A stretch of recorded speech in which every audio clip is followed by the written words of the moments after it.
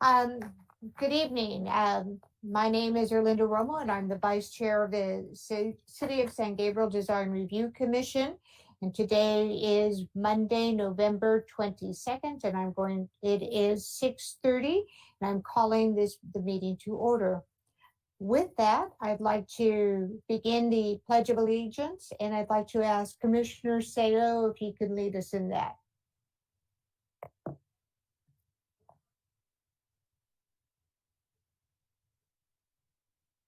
Is my mic on? Yes. Okay. I pledge allegiance to the flag and the republic for which it stands. I'm sorry. I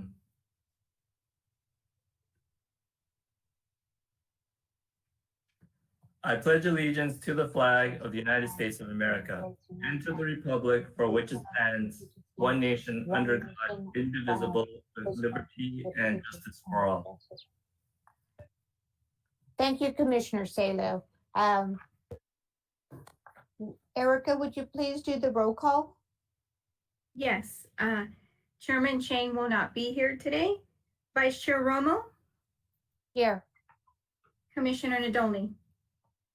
Here. Commissioner Salo? Here. Commissioner Tu? Here.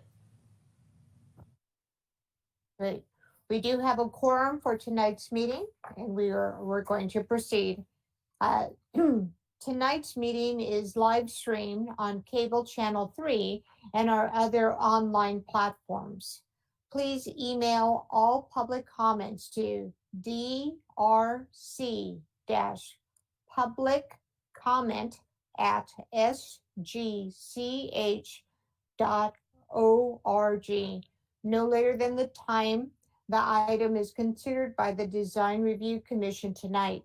Comments received after the items have been considered will not be read into the record.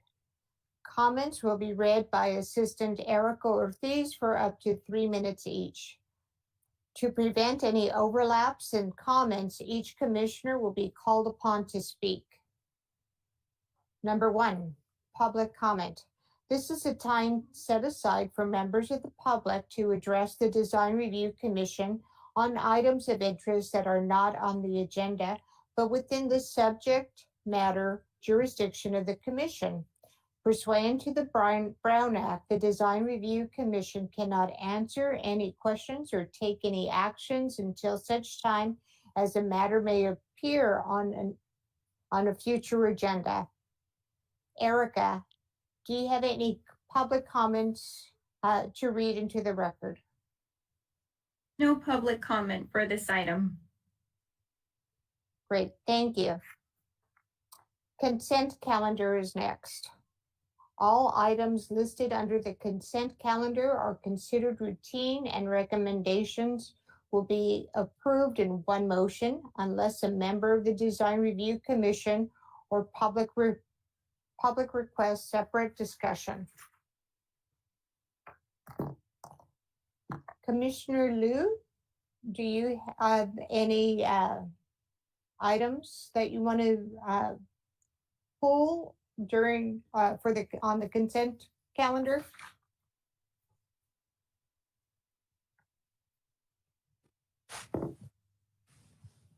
Vice Chair Romo, were you talking to me? Yes. Do you have any items that you want to pull on the consent calendar, or have any questions on any of the matters on the consent calendar? No, I don't think so. Okay, thank you. Commissioner Salo? No, thank you. Commissioner Nadolny? No, and I'd like to motion to approve the minutes. I'd like to move to approve the minutes. Great. Is there a second? I second. This is Commissioner Tu. Thank you, Commissioner Tu. So it's been moved and second. Erica, do you have any comments regarding the consent calendar? No, I do not, Vice Chair. Okay, so our motion has been made by Commissioner Nadolny and seconded by Commissioner 2. Please do the roll call vote. Roll call vote. Vice Chair Romo, Yes. Commissioner Nadolny, Yes. Commissioner Salo, Yes. Commissioner Tiff. Yes. Motion passed. Vote is 4-0. Great. The next item on our agenda is public hearing. Samantha, will you please introduce the public hearing segment of the agenda? Yes, thank you, Vice Chair. Good evening, and thank you for participating and tuning into tonight's Design Review Commission meeting. My name is Samantha T. Wassart, Planning Manager with the Community Development Department. There are 3 public hearing items and 1 presentation tonight. Copies of the agenda and the staff report for tonight's hearing are available on the city's website at www.sangabrielcity.com. If you wish to comment on any of these items and are not the applicant, please email the public comments to drc-publiccomment@sgch.org no later than the time the item is considered by the Design Review Commission tonight. Comments received after items have been considered will not be read into the record. Any decision made by the Design Review Commission tonight is appealable to the City Council. The deadline for filing an appeal application concerning a decision made tonight is Wednesday, December 8th. Otherwise, any decision made tonight will be effective on Thursday, December 9th. If you wish to appeal an application, please contact the project planner for the applicable application and fees. For each item tonight, staff will provide a summary of the staff report, followed by comments from the applicant. Then the public hearing will be opened and the recording secretary will begin reading aloud the public comments that have been received during the hearing. Each comment will be read for up to 3 minutes. After the public comments are read, the applicant is provided the opportunity to rebut if they choose. Prior to the close of the public hearing, the commission may ask questions of the applicant, staff, or the city architect. However, once the public hearing is closed, the opportunity for public comment has ended. Madam Vice Chair, at this time, staff is ready to present item A. Great. Thank you, Samantha. So item A is 500 East Valley Boulevard, planning case number MSP 21-004, public art plan, applicant David Gutierrez and Irina Panizuk. Presentation will be made by Associate Planner Anthony Alvarado. Anthony. Thank you, Madam Vice Chair.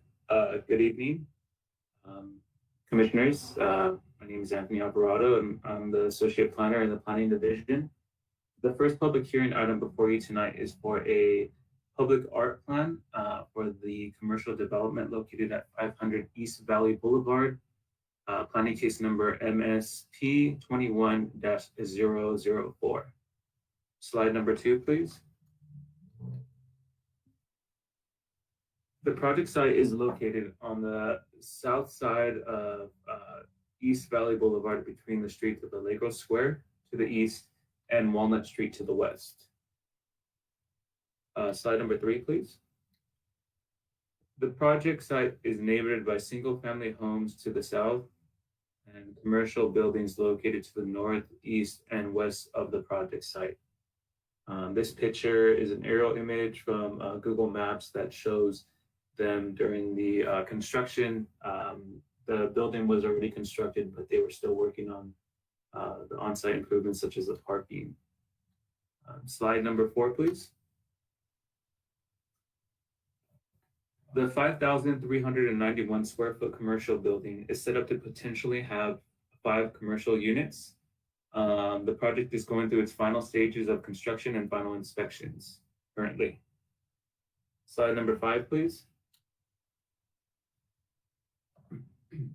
At the June 28th, 2021 Design Review Commission meeting, the applicant brought forth the proposed master sign program as well as the public art package.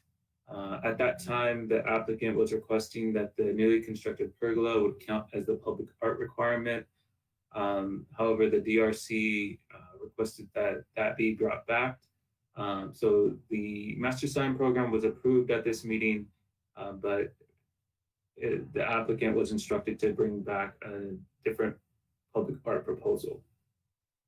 Slide number 6, please. At the August 23rd, 2021 DRC meeting, the applicant presented a conceptual plan to the DRC and requested comments on the plan. At the meeting, the commission provided some comments and had some questions, such as providing the clarification on the exact location of this new proposed art wall, clarifying if the portion of the art wall was going to have some kind of differentiation, such as having it painted a different color or having it stuccoed compared to the rest of the wall, property line wall, how they were going to address the lighting component, the existing landscaping that was in front of the wall, if the wall would have some kind of or if the artwork would have some kind of boundary or border, and all in all, just more details on the art that was being proposed for the wall. Slide number 7, please. Since the August meeting, the applicant considered the comments and came back with this refined proposal. The proposal now provides more details, such as the location, the exact location of the wall, the proposed increase in the height of the wall, and indications of using an adjustable lighting component to shine up on the wall to showcase the artwork. Slide number 8, please. This slide just shows the section of the site plan that shows where the art piece is, as well as a small rendering to show exactly where that art piece would be located from this photo location. Slide number 9, please. The art proposal was revised to feature 5 larger tiles, I should say, from that all represent the same 5 plants that were originally shown on the conceptual plan. The artist is also planning to now include a longer rectangular tile piece located on the bottom that shows a representation of the changing timeline landscape in the area. These images were provided as a part of the plan that are in the staff report tonight that describe each of those plant types and the timeline in detail. Slide number 10, please. The project is found to be consistent with the general plan consistency with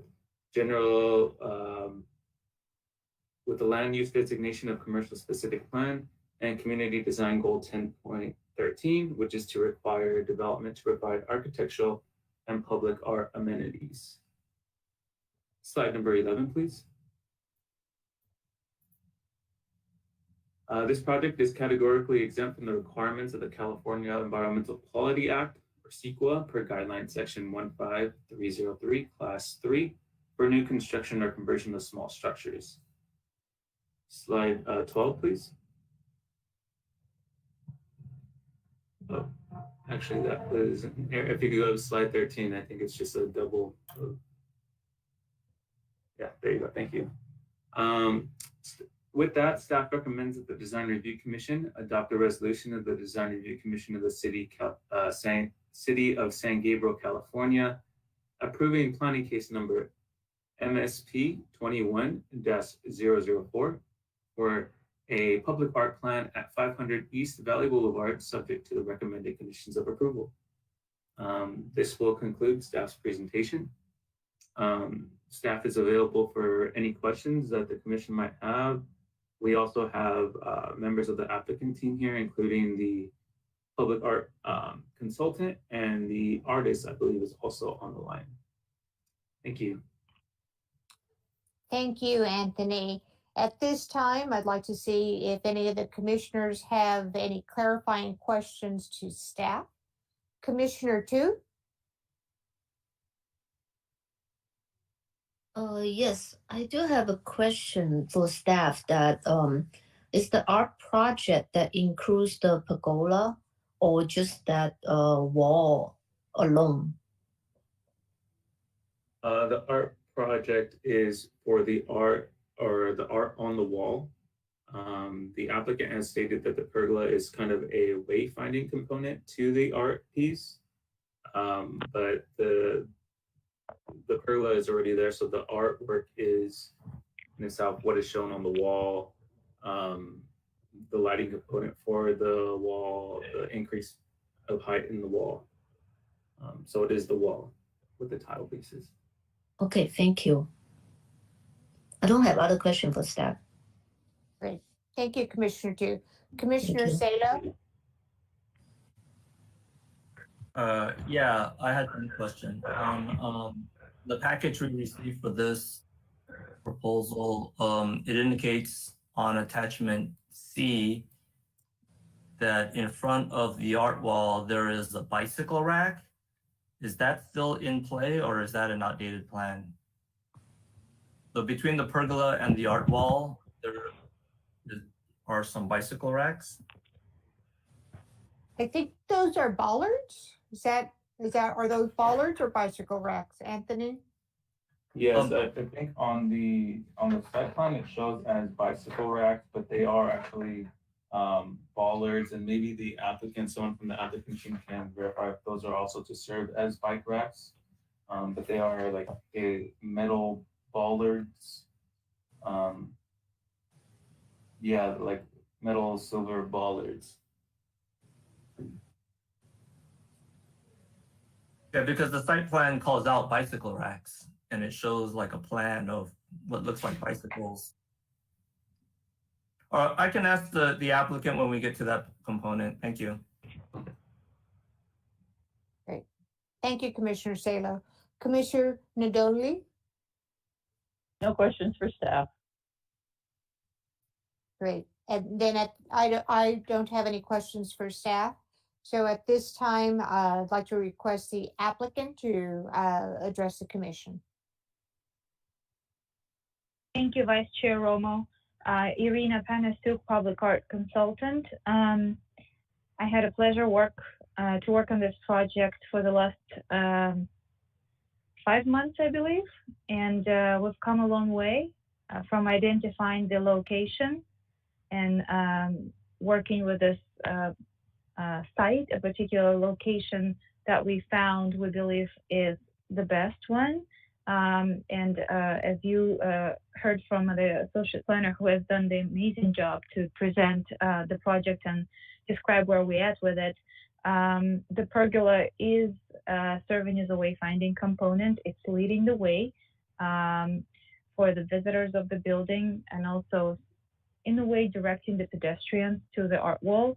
And also we believe one of the options is that one of the anchor tenants, the restaurant, might have their dining area within the pergola, and then the diners would also have a chance to study the wall while they dine. We worked hard with the artist, Brittany Ryan, who is present with us here today. She's a young mom and she teaches at Laguna College of Art and Design.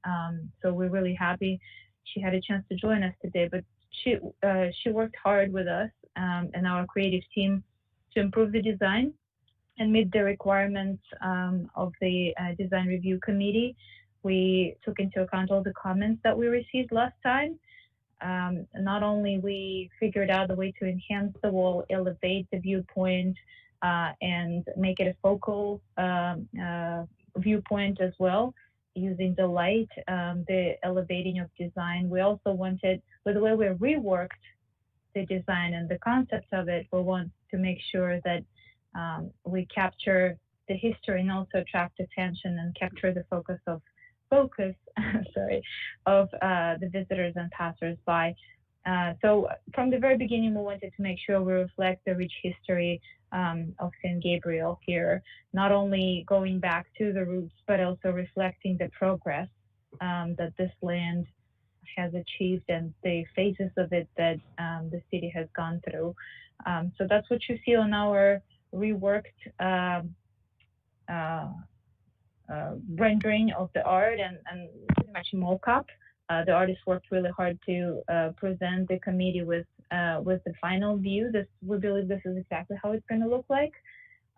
We also wanted to make sure that we combine different geometric forms, not only to meet the desire of the developer and reflect the overall architectural style of the building, but also bring, let's say, if you can see, there is a circle in the background that kind of represents the wheel of time, and also the sun passing,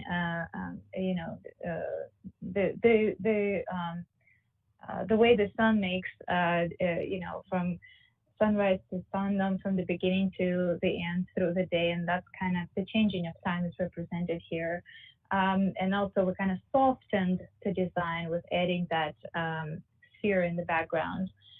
We will make sure to reflect the colors that are predominant in the existing building, but also want this design to stand out with different staining of the concrete that the artist is going to use. But she's right here with us, so she can talk more about the design and answer the questions, particular questions that you might have about it. We really hope that this would be a great addition to the City of San Gabriel's public art collection, and we're here to answer any questions.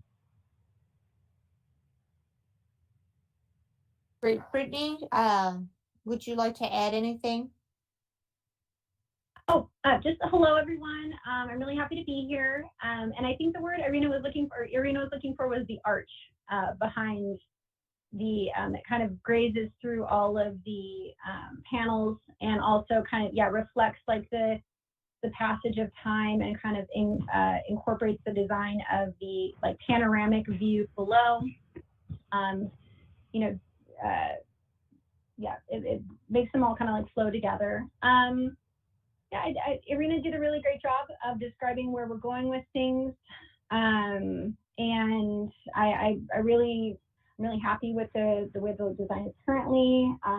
The landscape with the progression, with the timeline, kind of timeline landscape, I feel was a really strong addition to the indigenous plants that are represented, and I wanted to really go with the style of the building, but then also talk about the community and the space that that's located in. So I'm just happy to answer questions, whatever you guys have.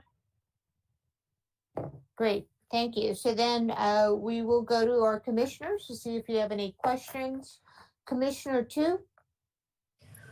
Yes, I do have a question about the wall, because I like the drawing, and I think the plan selected is pretty interesting, but I just don't see how this wall are put together in terms of like the construction method. Is this wall going to take place at the exact location of the concrete block wall at the property, or is additional wall that erected in front of this concrete block wall?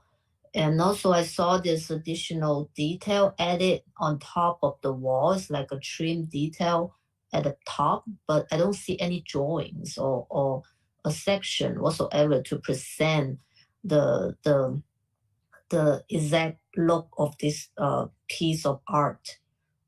So that's my questions, and also as Commissioner Salo brought up that the bicycle rack, is it still there? Is that still in front of the wall? That it might not be like that great for people to appreciate this piece of art if the bicycle is still going to be parked over there. So that's my questions and my comments. Thank you. Thank you, Commissioner. I believe I can answer, if I may. The wall is the same wall on the northeast side of the property. However, we're rebuilding it, enhancing and elevating it, including adding the component on the top side of it. It is the commissioner asked about. it is going to be also stuccoed, so the wall visually is going to be differentiated from the rest of the wall. So it's going to stand out. However, it's still the continuation of the wall that goes through the property and ends on the northeast of it. The bicycle racks are not present there anymore. Those are just bollards, like Anthony explained. I wasn't aware about the plan where the bicycle racks were to be a part of it, and I don't believe that we are adding it at this point. I'm sorry, did you say the bicycle racks is not gonna to be there? No. When I arrived to the project and we started working with this wall and this end of the property, the bicycle racks were already out of the picture. If they planned for them early on, I was not aware of it. Right now, we only have those stainless steel looking boards, and that's all. Okay, thank you. Mm-hmm. So following through that question about the detail of the wall, I recall there was a high limit to that wall, so that the additional detail added to the top, was that exceeding the high limit or is within the high limit of that partition wall? Right. So we had the developer, his consultant, and members of city staff representing building and planning departments. They met at the project site, I believe, about 2 months ago. And they investigated the case, they looked at the wall, and they determined that a 20% height increase could be achieved through a minor modification request. And that the community development director was capable of granting such a request. So we're looking to elevate that wall by about 20%. So we're adding 2 extra blocks on top, and we're adding that component, the detail on the top, a bit of a ridge, I would say, that would, complete the construction. So it's going to be a taller, higher wall, slightly thicker, and yes, with the detail on top that you're seeing in the mock-up and the rendering right now. So we're going to be building all of that. Okay, thank you, Rena. Mm-hmm. I don't have further questions. Oh, go ahead. Commissioner Salem? Yeah, thanks for confirming that the bicycle racks are gone. I think that goes a long way towards creating the space to appreciate the art. Thanks for raising the wall and addressing some of the comments from the last meeting. I still think it's a tough spot to pick for the art component because of how unsightly the neighboring property looks behind the mural. So given that we've raised the wall all that we can, we're going to light it, landscape it, and try to downplay the backdrop as much as possible. I think one thing that would have been helpful is some type of perspective view from inside the pergola looking at the art wall, because I think that the posts and lintel could help frame the artwork somewhat and kind of hide the neighboring property a little bit. So that may be something that maybe staff can explore with the applicant as the project progresses. Those are my comments. Thank you. Thank you. Commissioner Nadolny? Yes, these are my comments. I think the final art proposal with the 5 rectangular tiles and with the addition of the long linear inset is an improvement over the conceptual art plan that we saw last time. So I commend the applicant for improving it. And I agree with the minor modifications for the wall height. Those are my comments. Thank you. Thank you. Thank you. I do have a couple of things I want to bring up. Just to clarify, the bollards are there and they're going to be there, correct? Yes. Okay. And the bollards, it looks like someone can use them to attach a bicycle to. Is that correct? So it looks like they have like little ear extensions that could, someone can slip a chain.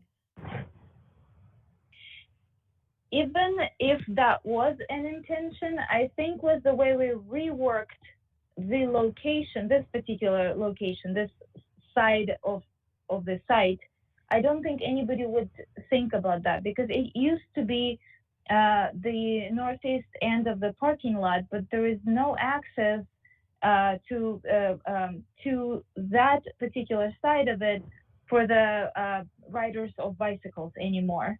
By segregating it with the pergola and placing the art wall and enhancing the art wall, it doesn't really allow or invite the riders to come in and park their bicycle nearby. I don't think anybody would think about that, to be honest, because we sort of reshaped the area by placing the art there, and we will make sure that we will, with wayfinding and the usage of the space within the pergola, that this particular place is considered as a pedestrian and art viewing spot. So this is my understanding of the plan. Okay. I agree that the art has improved versus the conceptual that we saw in August. So I want to commend Brittany Ryan for doing that. And I also want to make sure that there's credit to the artist and there's information regarding the public art component that is on site.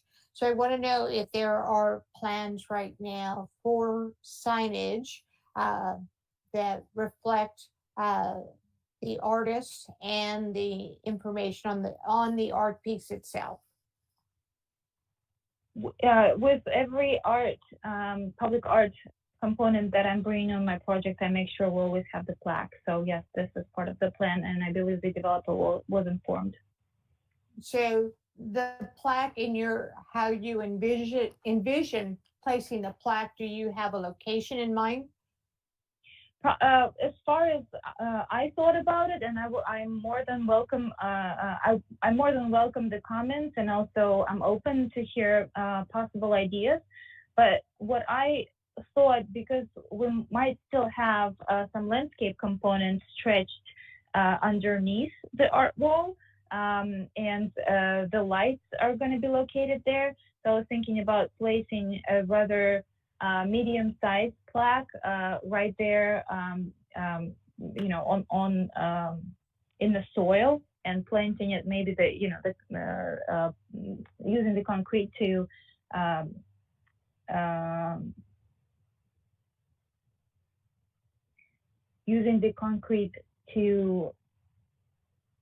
sort of implant it within. I think that would be visible enough. We weren't planning on having any signage on the wall itself. We don't want to break the integrity of the wall, but we're open to suggestions. Okay. Just kind of hearing you, instead of putting it in the soil area with the landscaping, I would suggest that you put it more on the concrete side, and you can either do something to put it on top, or do a cutout of the concrete that's there. I think that will give it a little bit more special attention than by putting a placard on the dirt itself. So that's kind of my recommendation. And those are kind of my only comments here. So at this time, it's time for public comments. Any public comments should be emailed to drc-public-comment@sgch.org. Erica, do we have any comments? on this from the general public? No public comment for this item. Okay. My clock shows that it is now 7:06. And the time for the public comment on this item is now closed. Staff, do you have any other comments on this?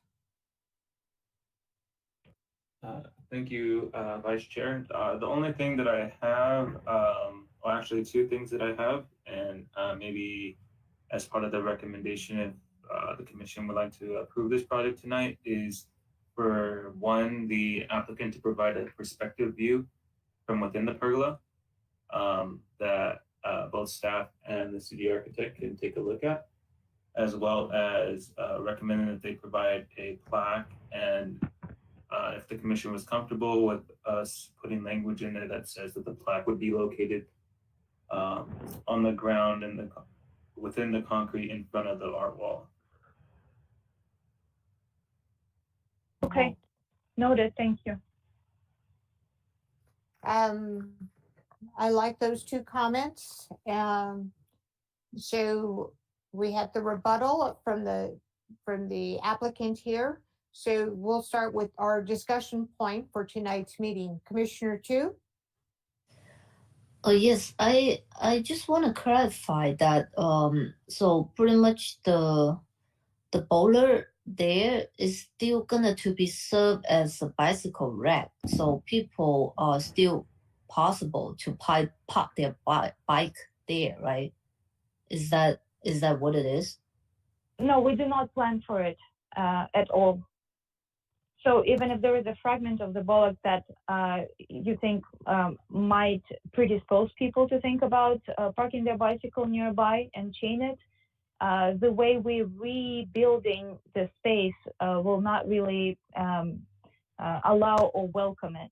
And I'm sure we can discuss with the developer some measures that can be taken to make sure people do not park their bikes there. Otherwise, it would kind of destroy the wayfinding for the artwork. So we will make sure that that doesn't happen. So those bikes do not serve as bicycle racks right now. There is no intention for it, and we will make sure to follow through and not welcome the bicycle parking nearby for any reason. Okay, because from my understanding, the bicycle parking was requirement per planning. So if they were not there, there must be somewhere else needs to provide the space for the bike parking. I just want to make sure that I mean it's required to provide, but it's not because of the artwork that these are not available for the bike parking anymore. We have David Gutierrez here with us, who is a consultant to our developer, and maybe he can answer that question in terms of the bicycle parking requirement. How else is it? How is it handled at this point? Great. Mr. Gutierrez, can you help us with this? Good evening. Can you hear me? Yes. Yes. Okay. Good evening, Vice Chair Romo, members of the commission. Excellent discussion amongst the commissioners, and Rena, you've done a great job. Originally, the location for the bike racks was in that specific area. However, that was previous to the construction of the pergola, as well as the reason we constructed the pergola there was to provide for outdoor dining. Obviously, with outdoor dining area, there's going to be construction of tables with below the pergola, and the table locations certainly would encroach into that bicycle rack area. The bicycle rack is a requirement for the conditions of approval, and I believe the general contractor is working with staff to provide an alternate location for that bicycle rack, most likely to be located in better access to the parking lot. Currently, as mentioned earlier, there is no access to the site from the city sidewalk. The people would have to be going through the planter area, obviously not conducive to transporting the bike. So the location for the bike rack most likely is going to be located closer to the parking lot area for easier ingress and egress for those who are riding the bike. And I just have a follow-up question to that. So are you going to have bollards in front of the public art? The short answer, Vice Chair, is yes. We had not intended on removing those.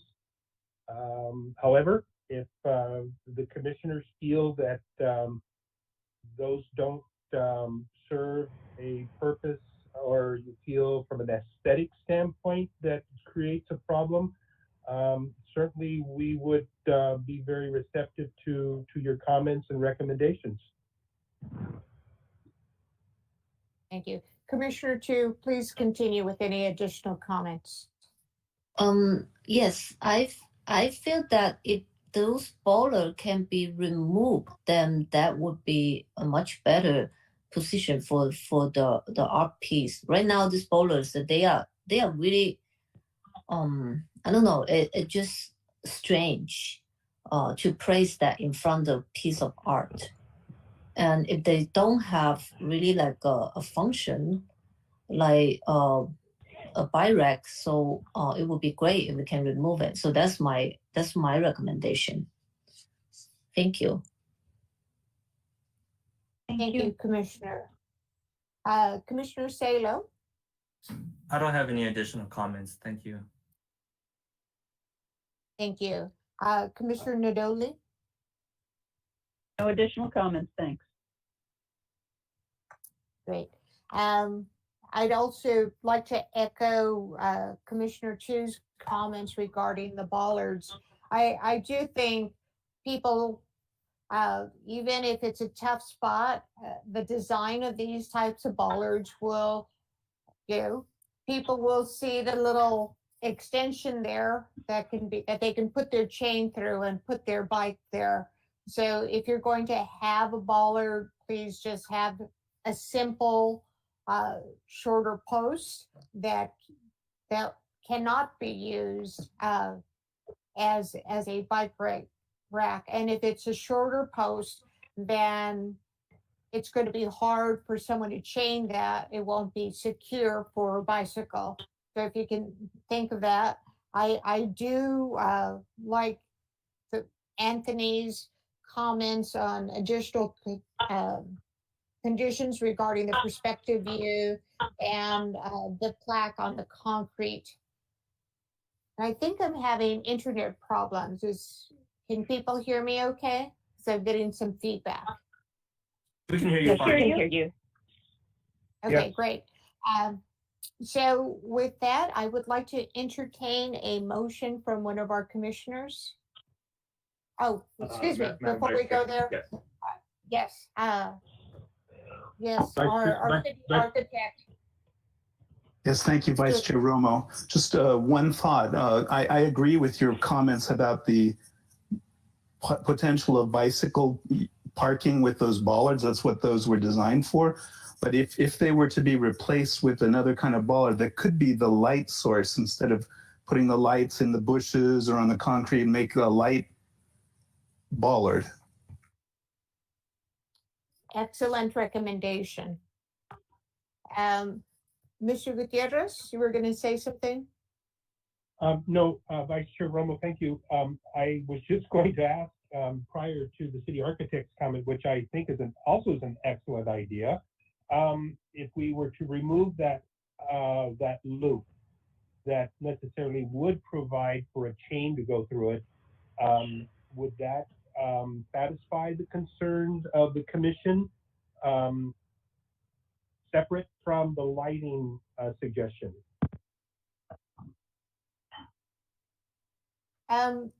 Not being able to see a sample of the bollard in front of me, if you remove the loop, if the bollard is already installed and you remove the loop, you might lose some of the smoothness of the bollard. I do think if you make the bollard a lighting fixture as well to serve a dual purpose and augment kind of that wayfinding, you go towards the light, and then it welcomes you to look at the artwork and read the plaque as well. Any other commissioners concerned regarding just removing the little Since we have I'm sorry. Since we have the artist here, we can ask her how she feels about how it affects the way that her artwork is being viewed. Yeah, I mean, I see the concern with Plaque. I just designed it with them there, and I always assumed they were thing where, like almost like a safety thing, kept people back from it. So I don't think there's super obstructing to what I'm going to be putting there, but it makes it a little bit lower, and they would also, they're kind of cool looking as well. So they don't bother me as they are, but it could improve if they were relocated to somewhere else. I don't think it would, I think it would perhaps look better if they weren't there, but I planned on it there. But also using them as lighting could work really well. So there's a couple options to definitely do that would work for me. If I may just add to this, Irina Panasuk's art consultant. Now that I think about, thank you, City Architect and Vice Chair Romo for commenting and offering the lighting option. Now that I try to see it, envision it in my head next to the artwork, I've placed quite a few sculptures and art components, including murals and tile work, where we were particularly focused on making sure the lighting was right at night. Now that I envision those bollards that have the lighting component in it, they actually, in most cases, don't serve as an additional light source. In most cases, they just light up the space around them. They don't direct the light, let's say, to the art component next to them. So what I'm afraid, if we're going to replace it with the bollards that have the light installed in them, they actually are going to dim the artwork. So they will attract attention as a point of focus of a view. I'm sorry, I had a very long day. I should have taken some caffeine. They will attract attention and make people focus their sight on them as opposed and take it away from art. That's what I'm afraid. So if we are to add some light, I would rather suggest having a couple more fixtures installed and still directing them at art and lighting it up as it should. But then if we are replacing or considering replacing bollards, I would just, you know, if there is a particular function for it, just maybe replace a smooth, shorter ones, or see if we can maybe get rid of them. But as far as the bollard that had the light installed within them, I am not sure it's gonna add to the artwork, but rather take away from it at night. Now that I'm trying to envision it, but perhaps we need to look more into this. Yeah, and that's something that a lighting designer would help, because it's the intensity of the light and kind of planning the whole surface. And logistically, if you're going to be doing the wiring, the planter area, it's not much more extra to get the bollards with the lights. So logistically, it shouldn't be too, extra complicated to do that. So I don't want to nitpick on this, but I do think that there is an opportunity there. And I think working with the city architect, that might be a better way to deal with this instead of having it come back to the design commission. Okay. So, Commissioner Salo, did you, or where were we? Were we on Salo or Nadoli? Sorry. I'm done. And if Anthony could add the city architect recommendation to the list that he had proposed earlier, I think that's good. That's good. We're good to go. Absolutely. Sounds good. Thank you, Commissioner Salem. Thank you. Commissioner Nadoli? Yes, I agree with the additional recommendations and conditions, and I would move to approve with the conditions. Great. Can I get a second on that motion? Yeah, I'll second that. This is Commissioner Salem. Thank you. Erica, will you do a roll call, please? Yes, roll call vote. Commissioner Tu, Yes. Commissioner Salem, Yes. Commissioner Nadolny, Yes. Vice Chair Romo. Yes. Motion passed. Congratulations. Vote is 4-0. Congratulations. I think this will be a great addition. Thank you for the commissioners for their comments and for the development team, artists, art consultant, and the artist, Brittany Ryan. Thank you so much. Thank you, You're welcome. commissioners. Happy Thanksgiving. Happy Thanksgiving. Okay, so we'll move on to our next item, item B, 432 North San Marino Avenue, planning case number SPR 20-110, site plan review, applicant JWL Associates. And Anthony, you're going to present this item as well. Please continue. Yes, thank you, Madam Vice Chair.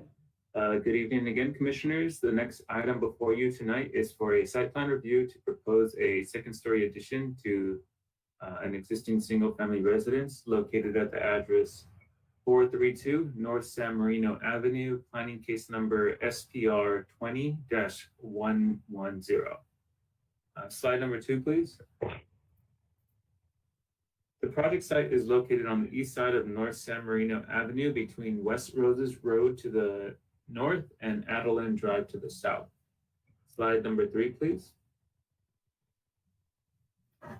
The 7,405 square foot lot is currently developed with a 1,604 square foot single family home and detached garage, both built in 1937. The property is neighbored by other single families homes on all 4 sides. Slide number 4, please. The project site is zoned R1 for single family residential and has a general land use designation of low density residential. At the July 26th, slide number 5, please. At the July 26, 2021 DRC meeting, the Commission originally considered the proposed project. The Commission and the City Architect had questions and concerns that are summarized in these bullet points shown on the slide above. Just to kind of go over those really quickly, the elevations do not clearly represent the project, as well as having street renderings that do not match and fully encapsulate the project, such as not having the landscaping shown on the rendering. There was a error on the north elevation showing a door that was not there, so that would need to be clarified, as well as identifying the existing versus the proposed windows. And the material board was not clear. There was some confusion as to whether the material that was shown on the material board was proposed versus if it was existing. So there was some clarification that was requested for that, as well as the concern of the removal of the covered porch/patio in the front. Slide number 6, please. Since that, the applicant has worked on the items that were needed for clarification, such as on the site plan and floor plan, they identified the existing versus the proposed window. They eliminated that door error on the north elevation, provided more clarity on the material board, showing just the proposed material, as well as incorporating this detailed rendering that showed on the elevations that really gives a better perspective of the project, shows the second story setback more, and shows the landscaping with the rendering. The only item that has not been addressed was the removal of the front porch. According to the San Gabriel Municipal Code, the porch would be counted to the maximum floor area ratio calculation for the project. The applicant is proposing to remove the porch because of the following reason of it being dilapidated and having heavy water damage, as well as it would essentially put the project over the maximum allowed FAR, which right now they currently stand at 34.97. Yeah, and let's see. Slide number 7, please.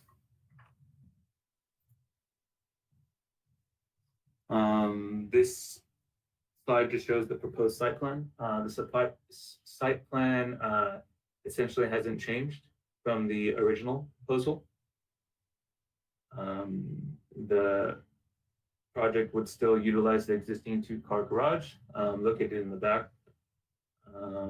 Slide number 8, please. These were one of the comments that was provided to the applicant from the commission at the last meeting, providing accurate elevations, as well as the material that matches the elevation, showing the proposed material and not getting it confused with the existing. Slide number 9, please. The project was reviewed against the San Gabriel Municipal Code requirements for the R1 development standards for setbacks, parking, height, lot coverage, floor area ratio, and was found to meet all of those requirements. Slide number 10, please. The San Gabriel Municipal Code requires a comparison of 1 to 2 story homes within a 300-foot radius of the project site. The applicant is requested to provide an analysis showing any 2-story within this radius, and for this case found that there are no properties within that 300-foot radius with an existing 2-story residence. This has been provided as part of your packets tonight as an attachment. Slide number 11, please. The land use designation is low density residential, which would allow for this proposed project, and was found to meet the following goal of the general plan, which is community design goal 10.3. Slide number 12, please. Excuse me. The project is categorically exempt from the requirements of the California Environmental Quality Act, or CEQA, per guidelines section 15303, class 3, for new construction or conversion of small structures. Slide number 13, please. Although this project was considered at the August meeting, it was continued to a date uncertain. So it was required to be noticed again for tonight's meeting. Noticing was done in the following ways of providing mailed notices to property owners within the 300-foot radius, a notice posted at the project site, notice issued or posted in an issue of the San Gabriel Sun, as well as having the DRC's agenda posted at City Hall, Post Office, Library, and on the city's website. Slide number 14, please. It is with that staff recommends that the Design Review Commission adopt a resolution of the Design Review Commission of the City of San Gabriel, California, approving planning case number SPR 20-050 for a site plan review at 432 North San Marino Avenue for an addition of a new second story to an existing single-family residence, subject to the recommended conditions of approval. This will conclude staff's presentation tonight. Staff is here for any questions, any clarifying questions that the commission might have. We do have, I believe, Peter Wang from JWL Associates on the line to answer any questions on behalf of the applicant. Thank you. Thank you, Anthony. Before we go there, we're going to see if staff, if the commission has any questions for staff. So Commissioner Tu, do you have any questions? No, I don't have question for staff. Thank you. Thank you. Commissioner Salo, Not for staff, thank you. Commissioner Nadoli, Yes, one question for staff is, was staff satisfied with the, any changes that came through? Because when I looked at the drawings, it appeared to be very little, if any, changes were made to these drawings. And I'm just, I guess it's a question for staff as to how they review the drawings after they come in front of the Design Review Commission and we make recommendations.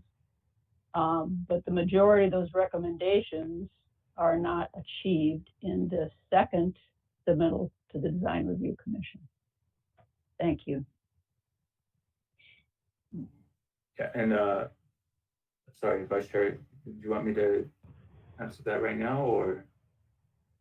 I think maybe a combination between you and our city architect, Ron Nestor. I think between both of you, if we can hear your review, I think would be better. We better understand the project before us. Okay. So I don't know if you want to. I'm sorry? Go ahead, Anthony. Okay. Yeah, so the applicant did meet with staff and had multiple conversations after that last Design Review Commission meeting. Kind of went over the different options, if you may, or different routes that they could take. Some of them were to eliminate or to keep the proposal as it was, to incorporate or keep the front porch and reduce the addition size, to even the requesting a variance. There was talk about that. So the applicant did talk to staff, and staff, made the recommendations per the last Design Review Commission meeting. However, the applicant felt very strongly with keeping with the original proposal. They did address the comments that were brought forth, such as providing more clarification on the material board, on the elevations, providing the perspective rendering to show the more realistic view of the project. Before, they just showed the elevation was only provided. So with that, I mean, if staff, or if the commission, I should say, would like to direct staff to approve it, or have them work with the city architect some more to look to keep the porch, that's something that we can do. Staff didn't, I didn't send this to the city architect since it was considered that, they made substantial changes to the design. It was something that, with those additional clarifications of or addressing those errors on the plan and providing that rendering, that was just something that staff had looked at. But if the commission would like city architect and staff to work with them more, that's something we could do. And Ron, I don't know if you wanted to jump in as well on that. Yes, thank you, Anthony. So we did do a review of this project, one review, and I don't believe that the items that we reviewed were addressed either. So just to highlight a couple of them, that both the previous city architect and I were talking about the dimension of the hipped roof eaves. That in the existing building, the eaves are very small, and in the proposed addition, they're very large. They look out of scale. So the other thing coupled with that is the dimension of the fascia. The existing fascias are very small, and the proposed are very large. We commented on the size of that second floor bay window, and the detailing of the second floor bay window seemed unresolved. And then, as Anthony had mentioned, the color material board was very confusing because I believe that many of the materials were meant to be existing and not proposed, but it was not clear. So we asked for clarification there. That's it. And we didn't get a chance to re-review.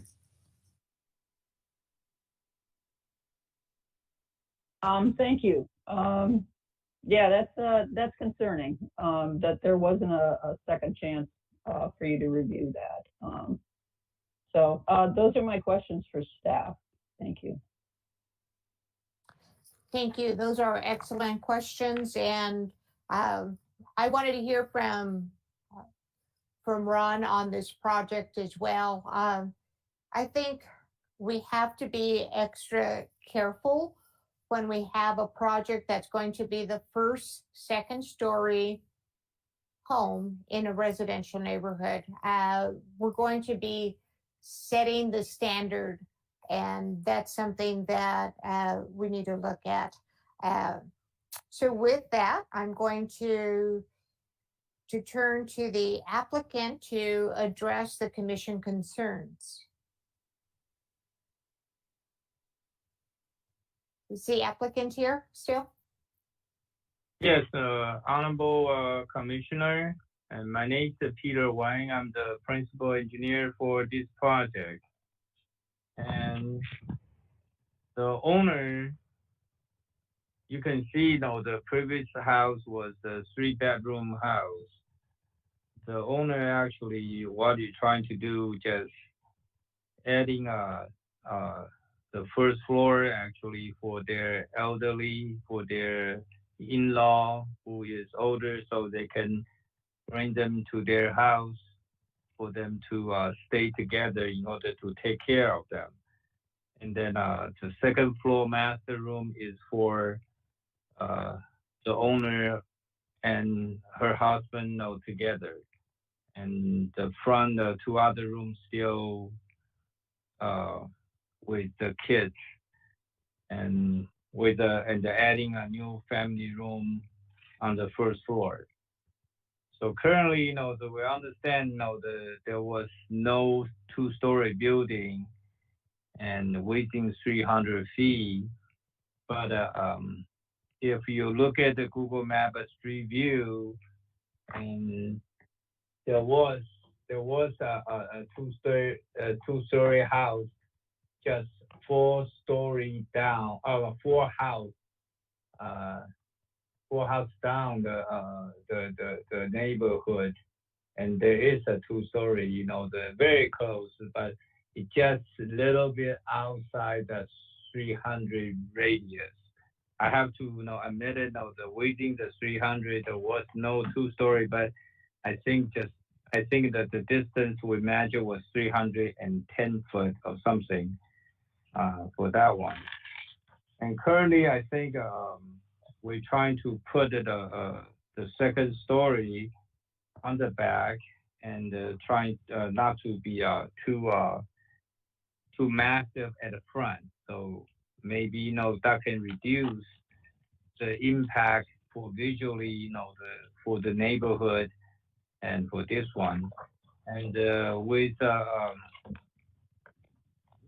owner still trying to keep as a single family house. There was not there wasn't any intent to make any second union or something. And I think that we'll try our best to clarify everything the commissioner's concern from last meeting. And also regarding the front porch, and we described to it was built 1937, and the wood actually has, because it was exposed to the weather and to the outside, it was severely damaged. The actually interiorly for the termite and the water damage, and there is no way that we can replace it, and the repair will cost a lot of money, for the owner. That's why, at the meantime, we think will be clear and provide a nice walkway at the front will be solution for it. So I think the whole design is pretty self-restrained and trying to keep a low density single family house, build an extra bathroom for elderly, and we know City of San Gabriel has a great, the city, the scape. So we were trying to keep it, everything we can do. And I'm here, ready for any question that Commissioner has. Great. Thank you, Peter. We'll start with Commissioner Tu. Do you have any questions for the applicant? Yes, I do have a question about the material and the color. Because first of all, I think the render does looks better because it has the neighbors and the actual surrounding with the render embedded. So I think that is a really good thing that the applicant did to really put the building back to the context. But I do think that it is a bit confusing in regarding the color of the building. Most of the drawing representing a really like yellowish color on the main building, but the material board is showing a different color as the khaki. So I don't know what exactly is the color of the building. So that's my question. When we're doing the AutoCAD, so sometimes AutoCAD, Plaque, have a limitation. So, but the stucco color actually is the one shows the material board. That's the actual color because that text that was took directly from a picture, and the actually elevation color shows it was adapted from our graphic material. So that's the reason why the stucco has a color, and also they have a specific the model number and the color coding from the manufacturer. So basically you can see the number one stucco color is actually the color that we are using to match kind of existing one. So the existing was the color. Okay. So anywhere confused, I apologize. Okay, I just see on the elevation drawing you also have the brick wall. Is that existing or? The brick wall was existing. So and right. Also the chimney brick will be existing that you are preserving. Yeah, the brick chimney is there, still there. Okay, all right, thank you. I don't have other questions. Thank you. Commissioner Salo? Okay, since the front porch is being removed, I think the front door is going to be a lot more exposed and visible and prominent. I have a question about what are those two items that are on either side of the front door? I don't see them called out anywhere, and on the one drawing they're called out as number 9, but there isn't a legend. I know it's existing. I just want clarification on what that is. Wooden clad. You know the front door? Yes. On both sides of it. Go ahead, Ron. There are existing shutters that I can see in the photograph, Google Earth. Okay. The applicant, can you confirm that those are wood shutters? Yeah, that is a wood shutter existing right now. Okay, so as you had indicated, the porch had weathered being exposed to the elements, and now I think that these shutters and the front door are now exposed to the elements because you're removing the porch. I think you need to come up with some design idea to address how it will look. And my other question is regarding that stone veneer at the front elevation. you said that it's existing, and in your new rendering, you show it there, but I believe in the existing photograph, it has been painted over. So it doesn't have any of that natural stone texture. So what are you proposing there? Actually, during the reconstruction, and actually, we were trying to repaint the back because it's very difficult to scrape off the original brick. So you can see, if you can see, I think on the Google map, you can see the existing chimney was kind of like a emphasize on the joint, but still maintain the brick one. And then we made just paint it back to the brick color, and with white paint through the older with the white paint through the older the motor area, so it can still look like a original brick color. Okay, I'm asking about the low wall at the front elevation on the.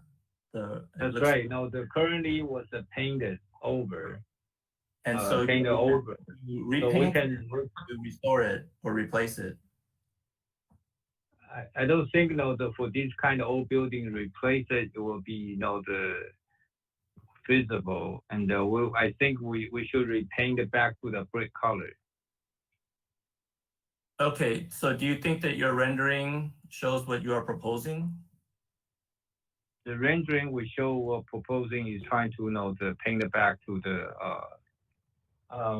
wait a minute. I don't have my rendering with me right now. And then, the natural stone texture, it looks like it's painted. Yeah, we're trying to move back to natural stone texture. Yes. So you will achieve that how? Natural stone, we can the kind of with the spray paint, and then use a different color, trying to decorate the growth, those joint area, so you can really show back to the natural stone. So you're proposing to like faux finish paint the painted stone to look like natural stone? Yes. Yes, I think that's the most the most economic way, and also most feasible way, because this building is too old. I don't want to take it down. And I understand. Later on, I'm not suggesting tear it out, but I think what you're proposing is difficult to achieve. You're going to have to find some artisan with some very, very excellent examples of that ability, because faux finish is very difficult and it's very expensive, actually. If we can, what we can do is we can just adding a stone slab outside the existing brick. Okay, it's fine. I just think that maybe in general, like the renderings that you present to us should reflect what your design intent is, so that we can understand it properly. That way we can make it. Thank you. Okay, thank you. Commissioner Nadoli? Yes, for the applicant. I don't have any objections to the two-story, and I actually appreciate you stepping back the two-story portion and leaving the single-story to the street. I do agree with, hello?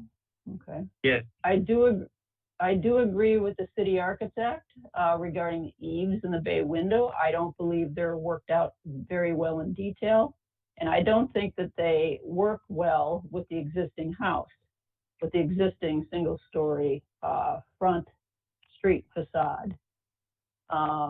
I don't think I agree with Commissioner Salo in that by moving the front door to with having very little overhang, is only going to create more problems. If you say that the existing porch has problems, you're only creating more problems by doing that. I think that the existing porch adds a certain character to this facade, the existing porch, and I don't agree that it should be removed. I would rather see it be repaired, or at least in some way, recreated. If it is indeed that deteriorated, I think there's ways to handle it so it can be make it a little bit nicer front facade and entry into the house. I do think that I don't believe you've done much on the drawings from the last meeting we had. There is an existing door on the north side, and right now it appears that you're removing that door on the north side off the kitchen, but you're not indicating what's going to happen there. You're indicating on your plans that that is all existing, well, then that's not the case. You're removing a door. You're going to have to re-stucco that area. How does it look? How does it conform to the rest of the house? I guess my question, I do have a question. Are you planning on re-stuccoing the entire house and repainting and re-stuccoing the entire house?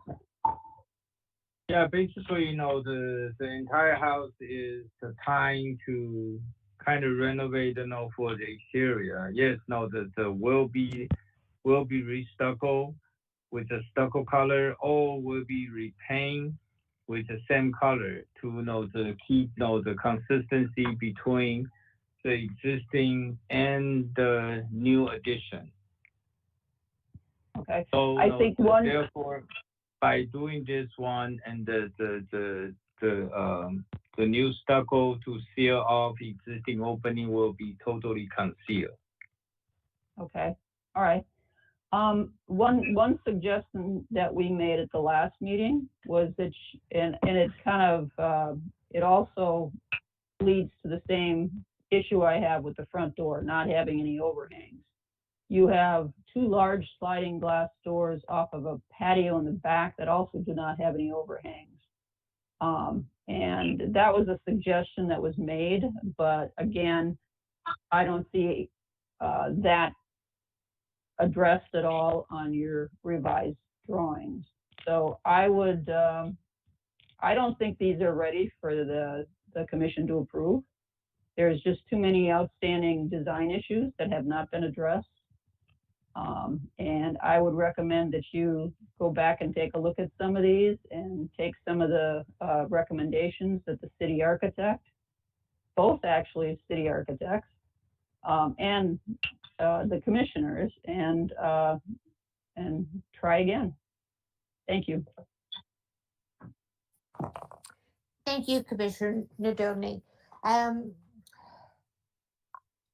I kind of agree with you with your comments. I am concerned with the lack of attention and the lack of responding to direction of the commission and of the city architect. And I'm also concerned as as Peter Wang was talking about repainting the brick with, to look like real brick with white mortar, and repainting the stone.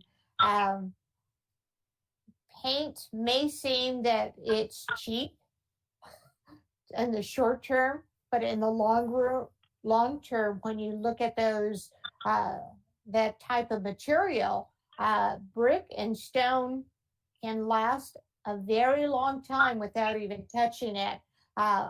As far as repainting it, if you're going to paint it, I think I'm seen nightmares with bad paint jobs potential here for your brick and stone. So I would recommend that this item come back. And if your client wants to build this quickly, to have a two-story house for the elderly parents and the family to live under one roof, which is really nice idea and concept to build those family bonds, then really work with what the commission is giving you with direction, work with city staff and the city architect.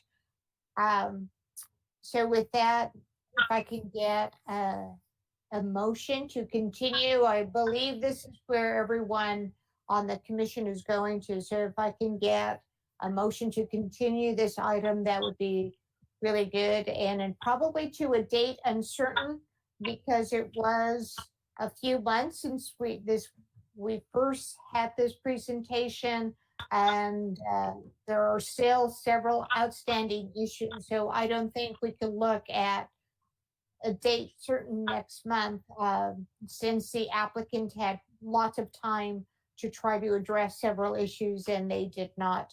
So I'd like to have a motion to continue this Chair? item. Vice Yes. Chair, if I can jump in. I think we have one public comment for this item. Oh, thank you. Yes. Thank you, Anthony. So, Erica, Yes. please, if you can share any public comments on this. Yes, we did receive one public comment. It's from Sheila Valenzuela, and it reads, "Hello, I am writing regarding the 432 North San Marino Avenue site plan, which is being reviewed tonight. I own the house at 431 North Doroca, which is directly behind the subject property, and considering there are no two-story houses in the immediate neighborhood for over 80 years, I fear the overall appeal and aesthetics of the neighborhood will diminish greatly if a two-story property is erected. In addition, the privacy of the immediate neighbors, my property included, as well as those to the north and south of the subject property, will be in jeopardy. I urge you to reevaluate this design and modify it to be in keeping with the surrounding homes. Thank you, Sheila Valenzuela." And that concludes public comment for this item. Great, thank you. And sorry for overlooking that. Anthony, am I missing anything else before I call for the question? Can I know respond to one of the questions regarding that stone brick at front? Okay, I think, wait. I think at this point, it's probably best that you. I just trying to say something about to restore it. Okay, now I just talked to one of the contractor, and he said we can use the sandblasting and to kind of scrape off the paint off the brick, so to restore the original brick. So that is the one way, so they can minimize the damage, surface to restore the brick color.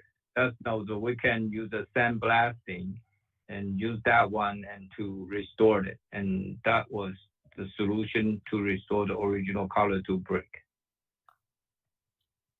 Okay, City Architect Ron Nestor, if you can. Just a caution that sometimes sandblasting brick actually destroys the surface of the brick. And so like in historic preservation, when they do this, they use a more gentle technique, like using ground walnut shells because it's softer than the sand. And then there's other techniques, but sandblasting may destroy the brick. Yeah, I agree. But if, as I said, if with a very gentle way and a very soft, the fine sand, that will trying to meet the goal to restore the color. Well, I think at this time there are still some other outstanding issues, and I'm going to ask for the question one more time. If someone would make a motion to continue this item to a date uncertain, so the applicant can work with city staff and the architect, and probably Since having one review didn't quite cut it, maybe if the city architect and city staff review this more than once before it comes to the commission. This way, when the project is submitted to the commission, we have something better that addresses all of our issues. Is there a motion? This is Commissioner Salo. I motion to continue this project to a date uncertain. Thank you. Second? This is Commissioner Nadolny, I second. Great, thank you. Erica, if you can call for the question? Yes, roll call vote. Commissioner Tu, Yes. Commissioner Salo, Yes. Commissioner Nadolny, Yes. Vice Chair Romo. Yes, and I did kind of cut out our discussion, but I do think that there was a lot of deliberation going on back and forth. So, since this is, I'm new to chairing, if you can correct me, and I'm glad to work with the commission and staff as we move forward. So it looks like the motion passed, correct? Yes, vote is 4-0. Great. Thank you so much to staff working on this and also to the applicant. And I hope you and your client work hard to address our concerns. And in the long run, I think you will have a good house that will serve the needs. And if you have concerns regarding decay, there are certain things that you can do to prevent decay in the future, and those are the types of things that the city staff and the city architect can definitely help build a better home. So thank you very much, Peter. Thank you. Okay. With that, we go to item C, 624 Dewey Avenue, planning case number PL 16161, site plan review. Applicant Joe Kane. Kane, thank you. Sorry about that. No problem. Anthony, would you make this presentation as well? Yes, thank you, Madam Vice Chair. And good evening again, Madam Vice Chair and Commissioners. The last public hearing item before you tonight is for a site plan review to propose a second-story addition to an existing single-family residence located at the address 624 Dewey Avenue, planning case number PL 16-161. Slide number 2, please. The project site is located on the south side of Dewey Avenue between the streets of California Street to the west and South San Gabriel Boulevard to the east. Slide number 3, please. Okay. So the project site is about 7,827 square feet. It's currently developed with a one-story single-family residence and attached one-car garage in the front. The property is neighbored by other single-family homes. Dewey Elementary School, although not directly across the street, located across the street. Slide number 4, please. The property is zoned R1 for single-family residential and has a general land use designation of low-density residential. Slide number 5, please. The proposed project is for an addition of 645 square feet to the first floor, as well as the 930 square feet new second floor.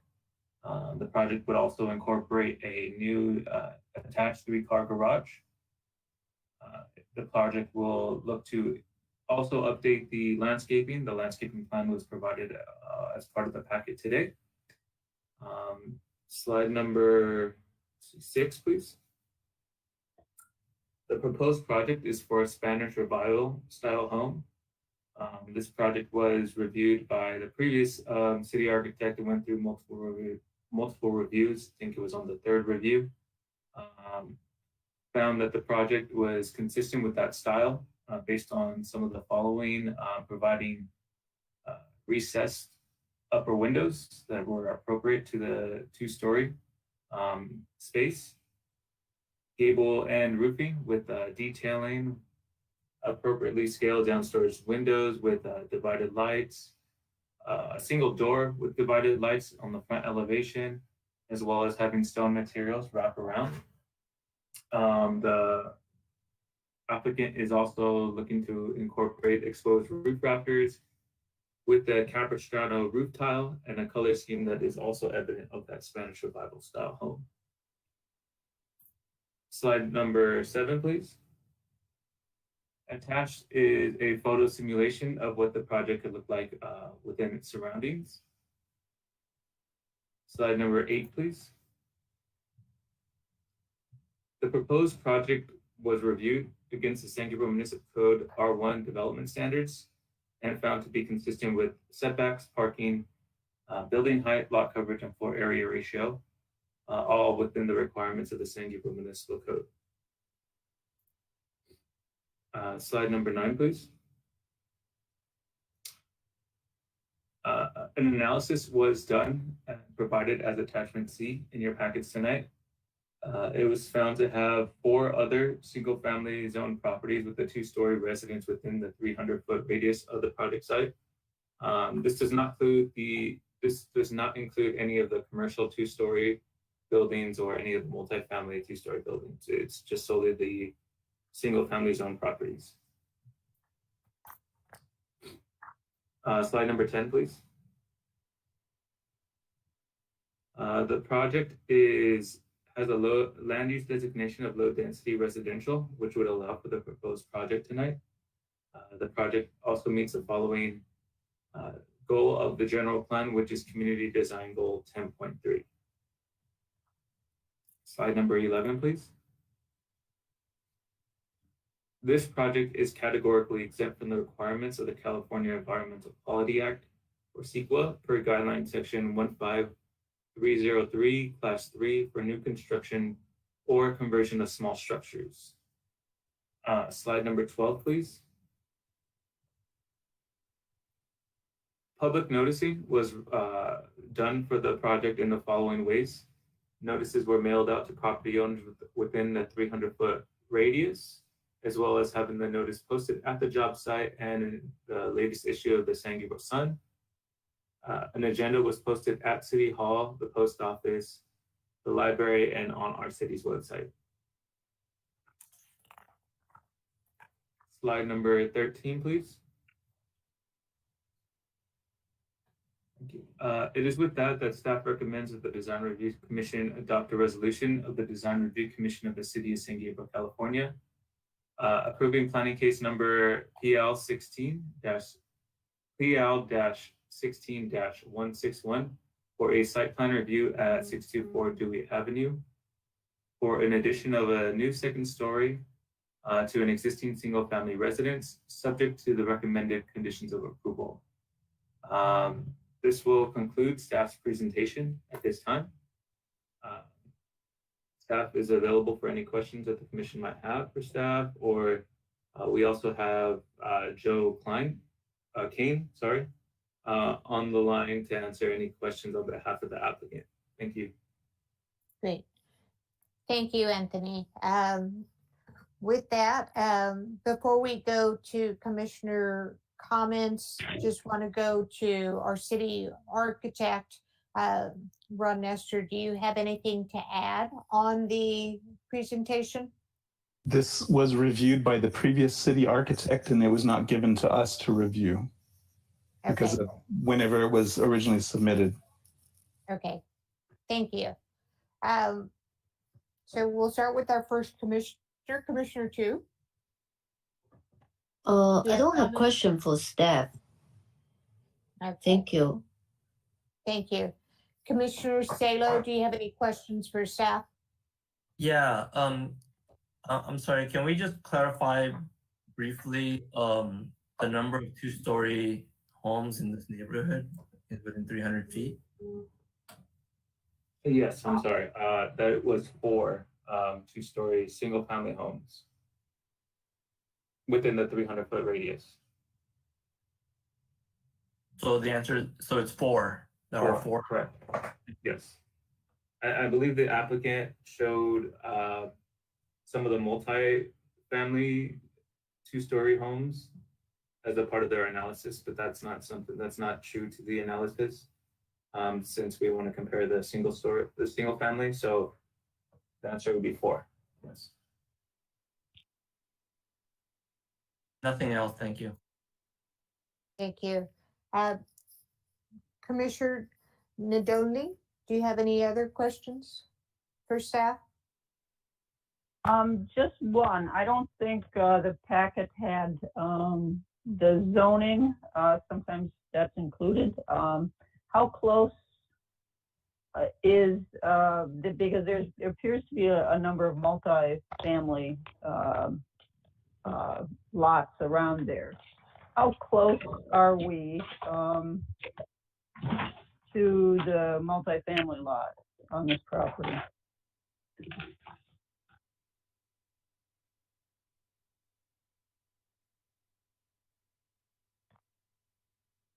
Anthony, did you hear the question? Sorry, I was on mute. Yeah, Okay. Jess, can we go back to slide number 4, please? This shows a section of the zoning map, but let me see if I could pull up on a larger view.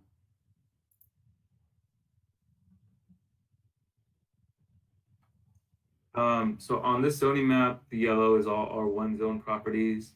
The pink, purple, and I think it's like a beige color are all within the Valley Boulevard specific plan. Some of those properties, such as across the street in the purple, there are multifamily, 2-story multifamily structures. And I think also within some of the pink and beige. Thank you. Yeah, that's what I thought. It looked like there was some overlap there. Thank you.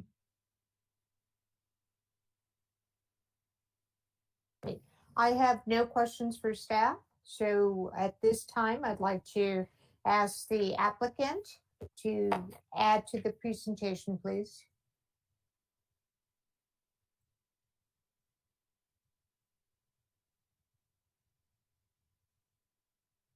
Joe? Yes. Oh, okay. Your turn. Good evening. Thank you. Good evening, Vice Chair and a member of the Commission of Staff. So yeah, any questions you have, I'm here to answer. Do you have anything to add to the presentation regarding the home you're proposing? Well, pretty much the proposal is we have a partial demolition at the back of the existing single-story family residence in order to receive additional to the main floor. The second floor addition, new attached garage is also included. And then that's, again, the zoning is very close to the residential and commercial. So I believe that that 2 stories shouldn't be any issue around the area. Besides the style of the house is Spanish revival, so it's also go into the Video San Gabriel design. Okay. All right. With that, I will now look at the commission if you have any questions for the applicant. Commissioner Tu? Yes. I do have a hard time in regarding the render of the project. because the only rendering that we have, it doesn't seem like it's a true representation of the design. It is a collage image of an elevation on top of a photo. So obviously this image was misrepresenting the location of the building. If you look at the image, pretty much it's like there's no setback at all, versus the neighbor is set way back from the sidewalk. So it in terms of the design quality, is I having hard time to understand and given like recommendation, because it just like the material that presented is not sufficient at this point. So Are you gonna? Excuse me? I'm trying to look at what you're asking for. May I know what page are you on? A3? It's the page 3 of the staff report with a render image of the property, the front facade. And it seems like it's a Photoshop image that had the elevation overlapping with a side photo, and you still can see the existing garage that was sticking out. Right. And also the placement of the building is not correct. If you see the neighbor is way back, sets back from the sidewalk and has a deep front yard. So this building appears to be gigantic from the street. So I don't think this image really represents the design and the building. And I think the applicant should spend more time to really to make it right for the commission.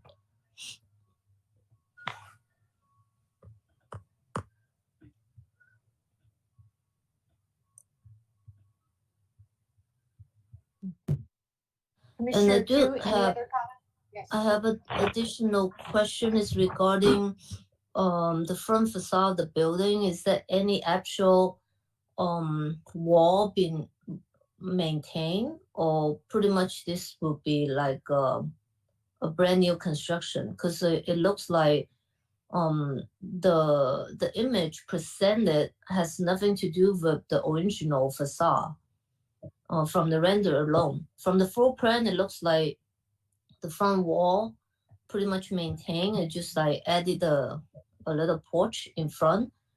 So it looks like the whole thing is different from the existing home. Yeah, that's my question. Yes. Yeah, I submitted the plan called A12. That's a demolition plan, and it clearly says which wall stays and which walls are being added. And then actually when we redo all the stuff for the second story to match with the whole house, so yes, we have to either repaint or we have to use the existing stucco to in the existing house.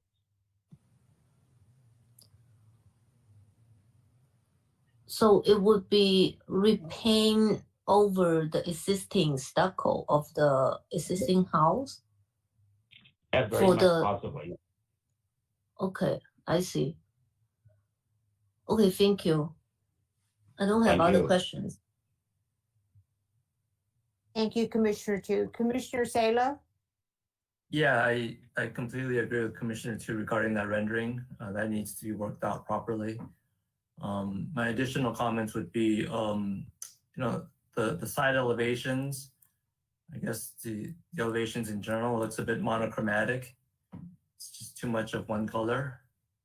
You need to break up the mass a little bit so that it does not appear as big as it does.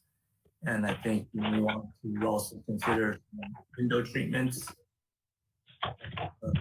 No, doesn't seem to be any window treatments. And for this type of Spanish Revival architecture, we generally look for ornamental ironwork, the fencing to match any ironwork on the house. And so that's something that's also missing from the project. Those are my comments. Thank you. Thank you. Commissioner Nadoli, do you have any other comments? Yes, I do. I think I agree with Commissioner 2 regarding the front fencing. The drawings indicated as existing and does not appear to be rebuilt. However, the rendering shows it as completely different than what's existing. The landscape shown on A1, it should be superseded by the landscape plan, which is L1, because it does not match. There is a new chimney that is being built, and it does not show on sheet A2. I have a real issue with the material of the stone that they're showing, because I don't feel it fits in with the style of the home of the Spanish Revival. And I think for this, yeah. And I think I agree with Commissioner Salo that the windows, the style of the windows also do not conform to the Spanish Revival. So I think there's quite a number of design issues on this project that need to be addressed. And I would highly recommend that our city architect has a chance to look at these before the commission can approve anything. Thank you.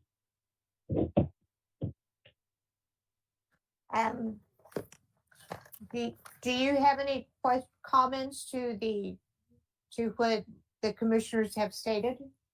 I'm talking to the applicant. Okay. I agree with you. Yeah, it has been years, back and forth with the previous architect. I didn't know that he is not with the city of San Gabriel any longer. But I'm willing to work with the new architect to come up with a better design. And like I said, it has been years. I think 3 or 4 times back and forth with the previous architect.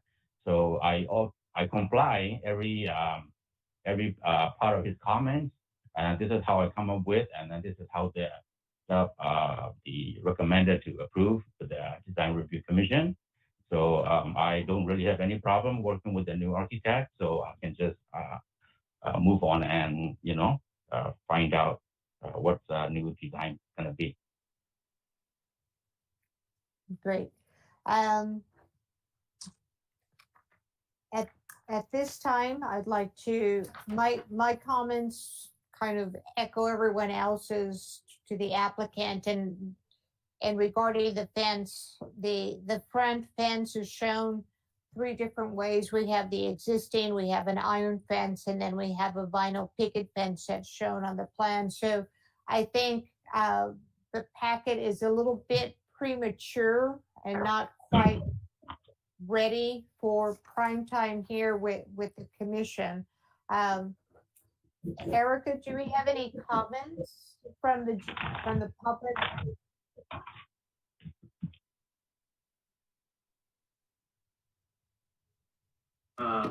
Vice Chair Romo, Erica actually just texted me that she was having connection issues.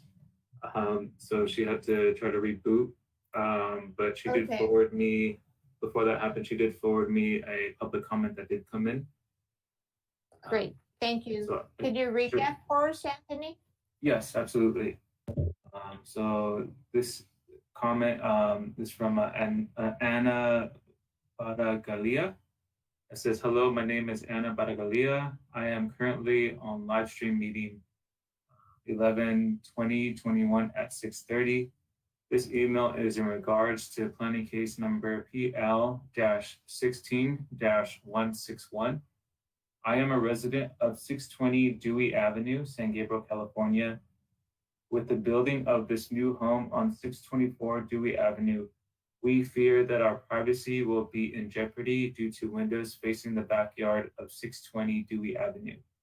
I would like to know if I can request to see a site plan with windows included facing 620 Dewey Avenue, San Gabriel, California, or speak to the case planner to ensure our privacy is brought into consideration in the building of this new home. Thank you, Anna Baragalia. And I believe those are that was the only public comment. Great. Thank you, Anthony. You've been doing extra duty today. 3 public hearings and reading our public comments. So thank you for pitching in and taking care of us tonight. So it is now 8:27. The time for public comment on this item is now closed.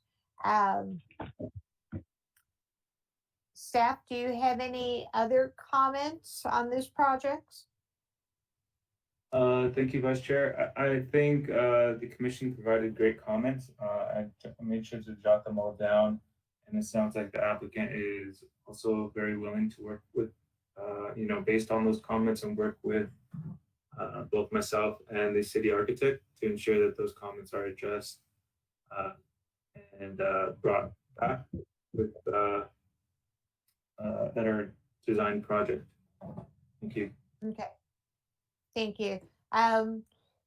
At this time, we can continue deliberation or ask for a motion to continue this item. It does not sound like anyone is ready to approve this item tonight, and so I will look for the commissioners to make either a motion or bring up some more items for discussion on this project.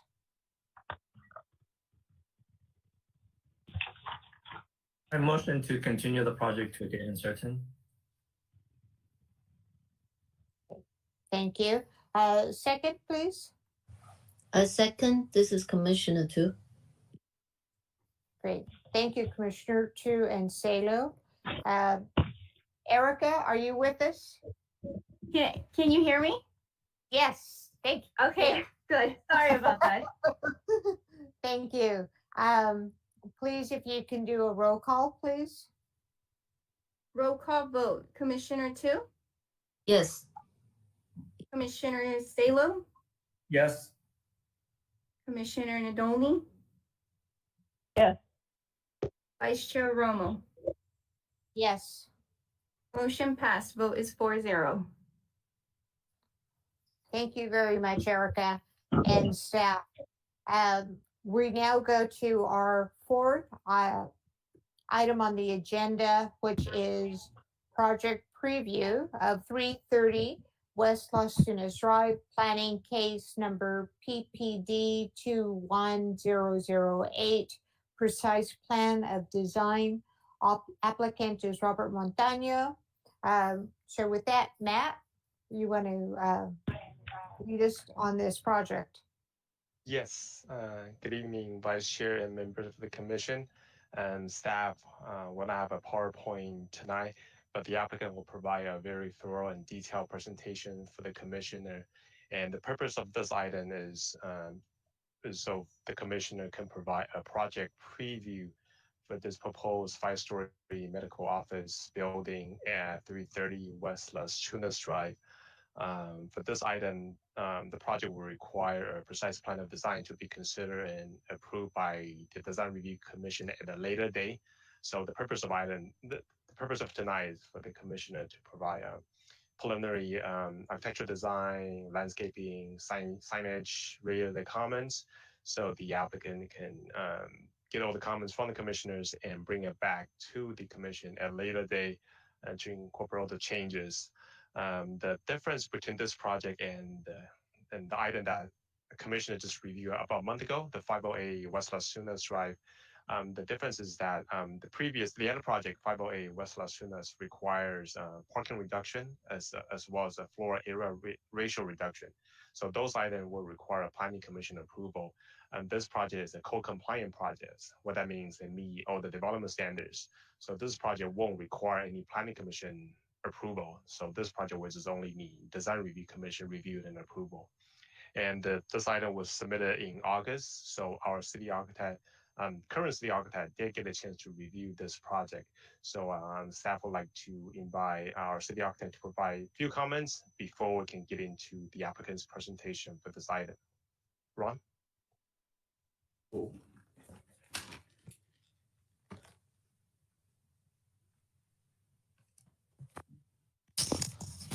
Okay, sorry, I was unprepared for that.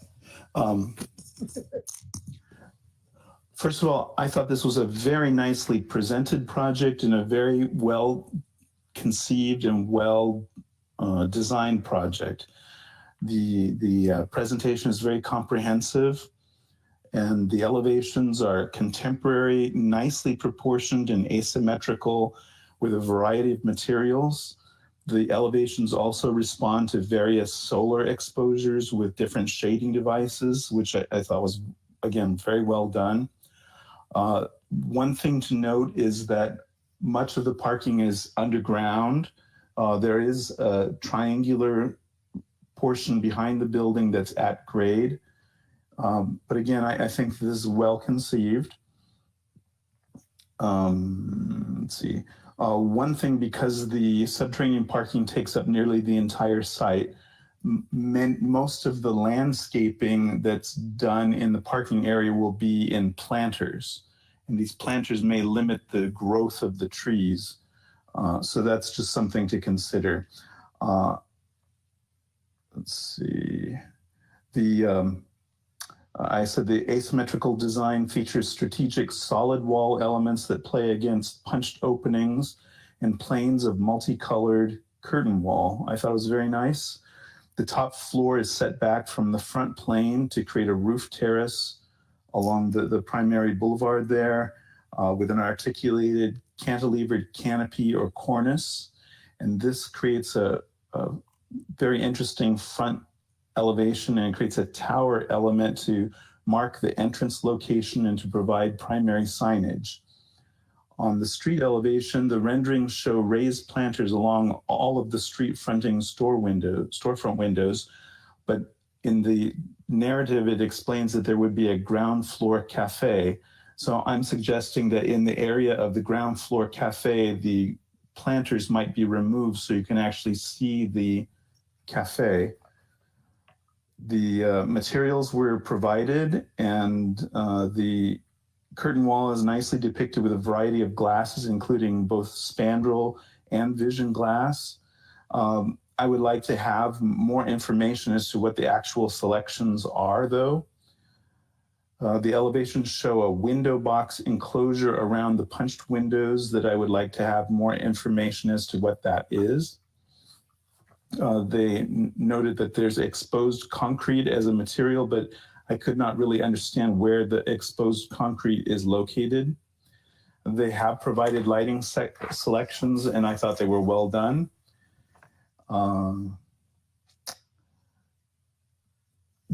Because the subterranean parking structure takes the entire site area, that means that the main driveway will have to be designed to take heavy fire truck and trash truck loading. So just to be aware of that. And same with the location of the transformer, that they have to be mindful of where that is in relationship to where trucks may have to service the transformer. And that's the sum of my comments. I thought it was very well done.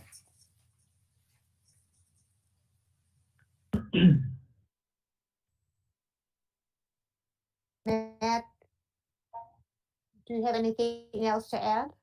No, well, staff would just like to get the city architect provide his comment to the commissioner before the applicant begins his or her presentation.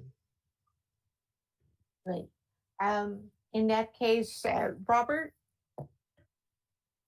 Yeah, good evening, commissioners, staff. How is everyone? Hope you're doing well. Great. So a little bit about this project. We started working with the city almost a year ago, actually. This is kind of round 2 for this project. It's an interesting site. The owner brought it to us with help on construction. And as we looked at the site, we found a lot of constraints and challenges with the design that needed to be remedied. And as we dove into it, and my architect shortly, Kip, will kind of dive really into the specifics on things. We dove into it. The mix of land uses of residential and medical on a single site just didn't sit well. This is in a confluence of the city where we've got a number of different uses that kind of all cluster up against one another. And so the way we began to look at this is how do we present and how do we satisfy the zoning code, the underlying plan that kind of created the vision for this, while not overbearing the residential uses in the area, peering into windows and so on and so forth. And so our architects looked creatively at angles and kind of how the parcel lines lay out, and how we could smartly utilize what is a wedge of a parcel, which is really never easy to work with, especially when we're trying to configure parking and are forced to move parking below grade. So early on, we had asked the question regarding the parcel, and we learned that, in fact, one of the lots on this parcel that was zoned R3 was, in fact, kind of a mapping error. And it actually is part of the medical zone. And that enabled us to be able to look at the site differently, remove the above grade garage that was proposed that would have peered into the neighboring apartment buildings, but also just kind of focus the activity in this building towards full medical use to satisfy and kind of enhance what this area seeks to achieve. Listening to the other presentations and projects earlier, there's a couple of themes that are consistent and by no coincidence are common, where you have where you have commercial uses that are adjacent to residential zones, and that is like what is the environment for the people that are living there. People that are coming in and out of the office aren't really kind of too concerned with things, but as a matter of fact, as you live in these buildings, as we all know, we're now working from home much more often than we had, and so we're more conscientious of what goes on near our home throughout the day. And so minimizing building against the residential zone was a priority for this project. We felt that this being the first kind of new project on the street in quite some time, we needed to set a precedent for high standard of design, high standard in terms of material quality, and giving it all a lot of thought and coordination. Yes, I'm here. Our firm that does this work, we are not only an architectural development firm, we're also the contractor. So we gave a lot of thought as to how to deliver a building in a way that makes sense. So we weren't just drawing nice drawings of a nice building, but we were also thinking forward where all of the vertical structural elements are going to drop into the garage, and how does this have to lay out, and how do we circulate. And we were, from the very beginning, from the very get-go, trying to mitigate what are commonly problems that occur on site that aren't coordinated from the very start.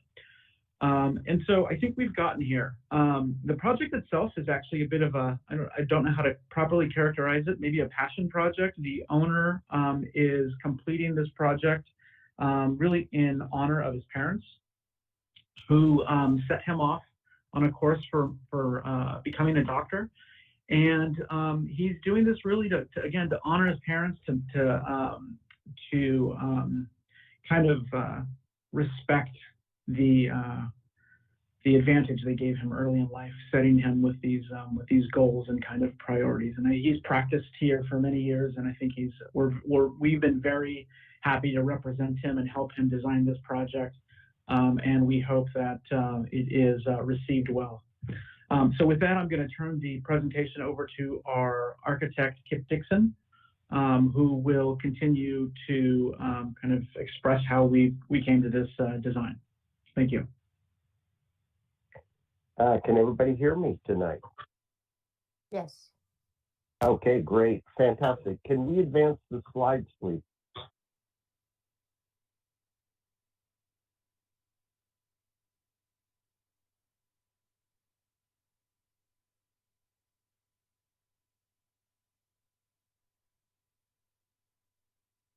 As Robert mentioned, one of the things that was very interesting about this project was the not only the shape of the project, but when the project was brought to us, as Robert mentioned, the discussion was that the rear portion at the south was in fact an R3 lot. And in a previous life with another design group, they had actually proposed to put a housing project tucked in the back of this, and then an office building out along the street where we've located it. And the city architect points out some really good points regarding fire truck access, trash access, and things like that that had not been addressed. And the project was calling for 3 levels of subterranean parking. And when this came to us with questions about help in terms of construction, the project scope had really grown, I think, beyond what the doctor was looking at. So if we can go to the next slide, please.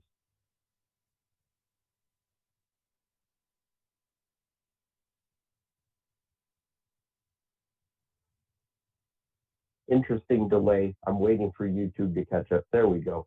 And this shows that the city, as confirmed, had come back to us and said, no, that even though this says R3, this in fact is intended to be a medical facility zone. This didn't bother us necessarily because we were kind of questioning the use of putting housing back there into this triangular shape. Next slide, please.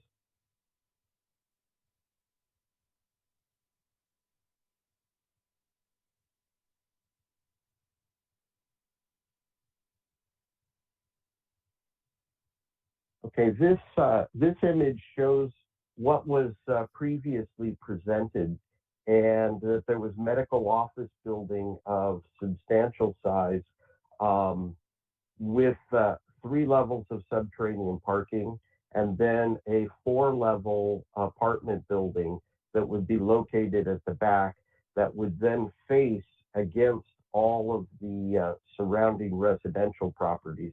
And as Robert said, the discussion about what would happen in terms of now having people up 4 stories looking over at the other buildings was one of the things that we questioned, and in fact removed that prior to the city actually coming forward and suggesting that that really should be a medical facilities building. This gives you a little bit of a background. There was not space for the garbage trucks to come in and turn around. There was not space for the fire truck to come in, turn around. And so we really sought to address some of those issues which had been pointed out. Next image, please.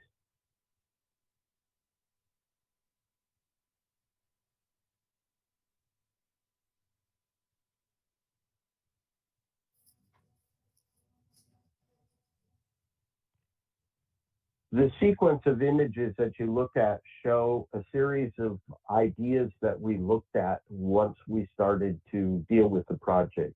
The one in the upper left-hand corner, a medical office building with less subterranean parking, and a residential project. That quickly moved over to a medical office building with a parking structure that would be integrated into it. We then looked at a medical office building that would begin to kind of pair itself with the parking structure. We looked at a much larger medical office building, up to 185,000 square feet, which was permitted, but we felt was overwhelming the site, and the impact in terms of subterranean parking was not appropriate. We then looked at a full parking structure which would be permitted under the MF, And actually, the owner, as well as the architect, the design team, decided that we felt that this would still be a violation in terms of the surrounding properties, and that the existing residents have lived basically with a landscape parking lot in that area. And that the appropriate thing to do was to cut down the size of the building and go with 2 levels of subterranean. And you can see the difference between the extreme left and the extreme right, 185,000 down to 74,500 is kind of where we settled on this as being appropriate, not only in terms of the impact, but in terms of the business model for this clinic. Next slide, please.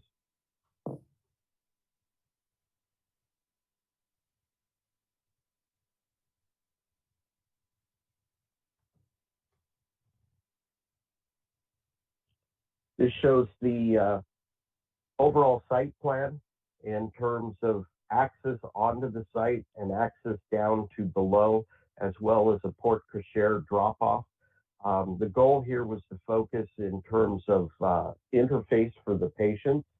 One of the things that's interesting is that we have talked to the fire department, and we have a plan with the fire department in terms of how far they actually are going to bring the fire trucks onto the site, as well as a fire hydrant, as well as talking about sanitation in terms of how the truck will come onto the site potentially from the west side through a gate back to the trash area. Next slide, please.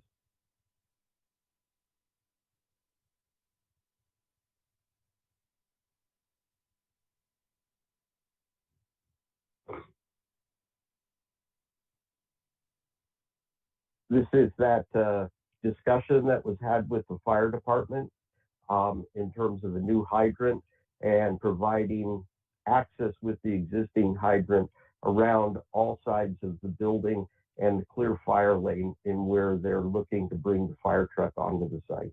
Next, please.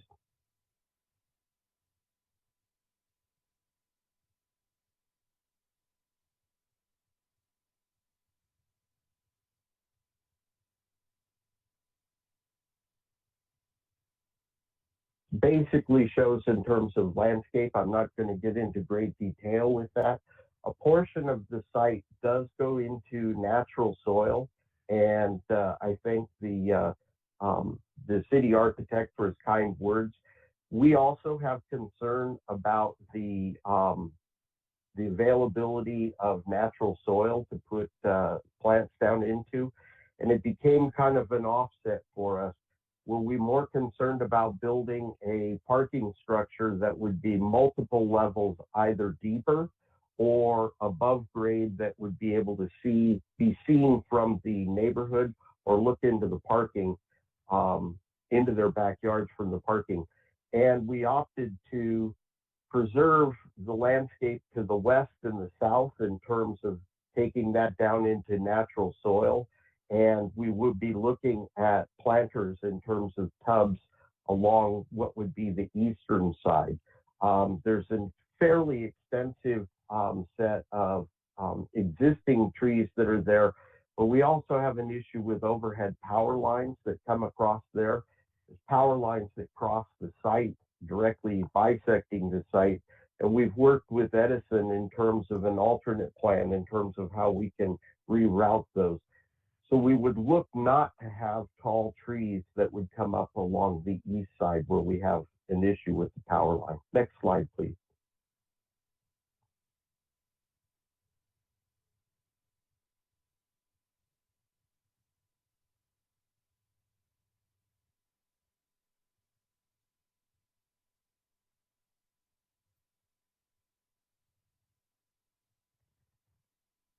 Once again, I thank the city architect for taking note of how the facade was actually developed. And we started with a very simple mass in terms of the central core building that comes up through the parking. We were not satisfied in terms of having just a block that was spaced there. And one of the things that we looked at was feeling that we wanted to anchor one side of the site as well as kind of create a tower element to mark the entry. But we also felt that approaching the site from the east, that the building needed to step back and needed to break down in terms of separate components as opposed to one large mass. This is a district where there are larger buildings, including the hospital, but we felt that a certain level of granularity, granular sizing and massing, if you will, of component pieces of the building and material would be a more appropriate approach to it. The other thing that we're interested in is noting that we had our least solar exposure to the north and the east, and that's where we looked at bringing the glass curtain wall in.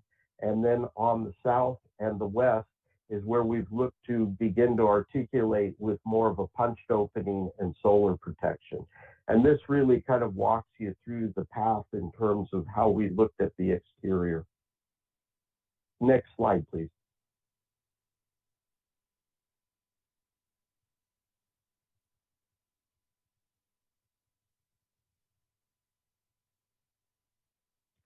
It shows the material.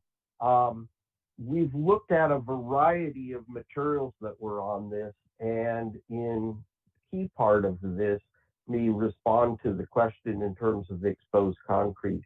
We do have some exposed concrete that would occur in the parking level only, but where we are looking at building this as a concrete building, we're looking at sacking and painting it. So where you're looking at the exposed concrete in number 5, that will be a very smooth finish. We have a smooth finish in terms of the plaster, La Habra plaster, and 3 and 2.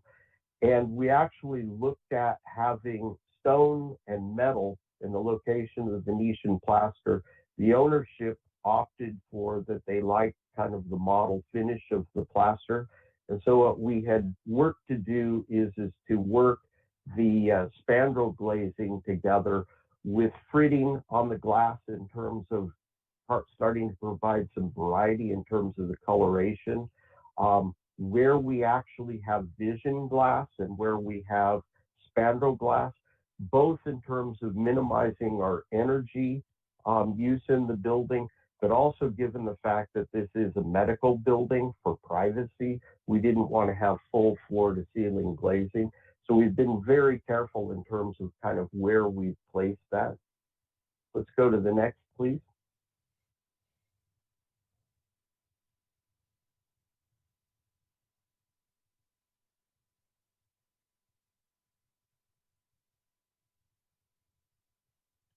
This shows an image from the facade, and the comments duly noted not only about the fire trucks, but in terms of the servicing of the pad-mounted transformer.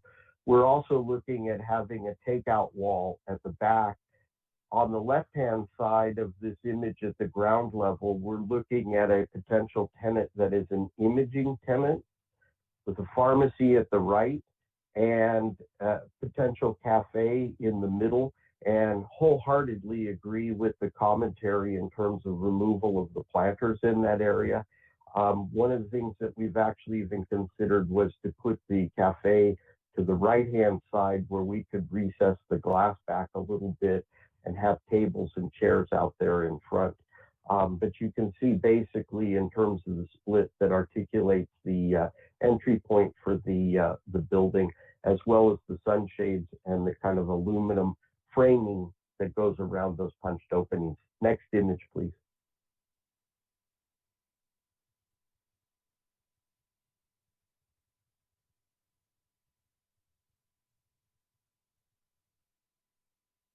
This shows a view from the northeast and shows how the roof terrace has been pulled back in terms of providing a space for employees to be able to go outside and catch a break, as well as patients or patients' families to be able to go up to the roof and be able to get some outdoor relief. The building's been set back on the east side not only 5 feet in terms of providing fire access, but it's been set back in an additional, say, 15 feet, I believe, where we're looking to pull the building back away from the commercial lot that is adjacent to it. And here you can see the tower element that marks the entry point. Next image, please.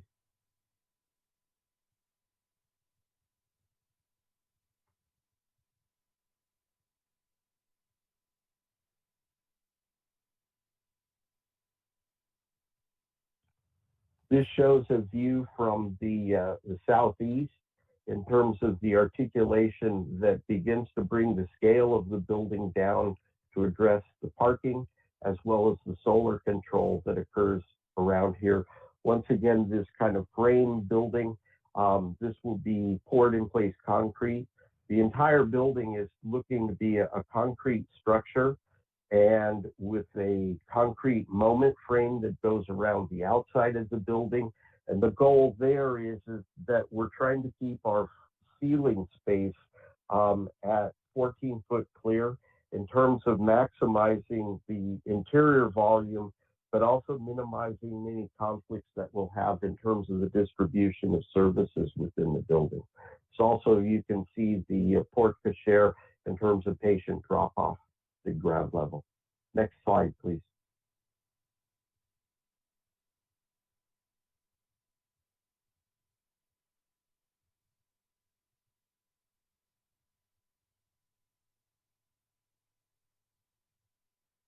This should not be northeast. This is looking northeast, but it is from the southwest corner. As the driveway comes in, you can see the porte cochere, and we can see the alternate view in terms of looking back across the parking space. Next, please. Main entrance at the street moves its way all the way back through the core and at the center of the building at the rear. This is the northwest perspective looking back, and this is the shot that we began with. Listen very carefully to questions and concern, appreciative of the staff comments and the city architect's comments, and we look forward to working with them on moving this project forward. Thank you.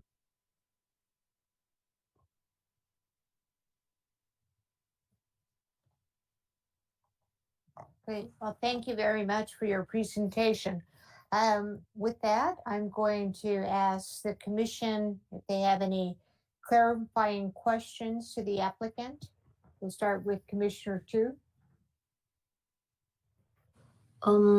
I do not have particular questions, but I do wanted to compliment on the design. I think the design is really well done, and particularly I like how the project are put together, given the consideration of removing above grade parking structure, replacing by an underground parking, which is abnormal to me from this development point of view, because the underground parking structure seems like it's a much more costly approach. But I appreciate the fact that the owner and the team are actually considering, like, giving those open space to the city and to the residents. So that was I really appreciate that. And I do like the color scheme of the building. It's a medical building, but the selection of the color gives a warmth to the building. The variation of the yellow tone and the greenish tone, it plays really well with each other. Have nice composition. I also wanted to point out that I also agree with city architect's comment that it would be great if we can remove the planter in front of the cafe, so that it can be sitting area, or can be in general is a more friendly interface, between the building and the city. I wish you can be having a little more commercial program or program that have more engaging activities at the ground floor. Las Tunas is a bigger street and it's really heavy traffic. It would be nice to have a moment that the pedestrian can enjoy. Yeah, so that's my comments, and thank you. Thank you, Commissioner Ju. Commissioner Sala? Yeah, very similar comment. It is a handsome proposal, and the same with the cafe component at the ground floor. I would love to see that expanded to span the entire elevation on Las Tunas and outdoor seating, all that. You know, considering the project just down the street at 508, the entire first floor is almost all food service. But yeah, this is a very nice proposal. I look forward to seeing it develop in the future. Thank you. Great. Thank you. Commissioner Nadoli, please. Yes.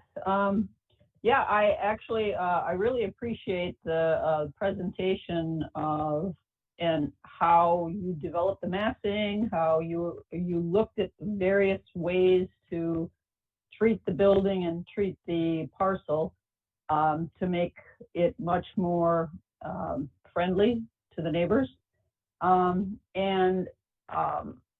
However, I would like to see maybe on your renderings there's something maybe a little bit better surrounding context with the property, the adjacent properties. And maybe when you come back, that would be helpful, at least on the elevations.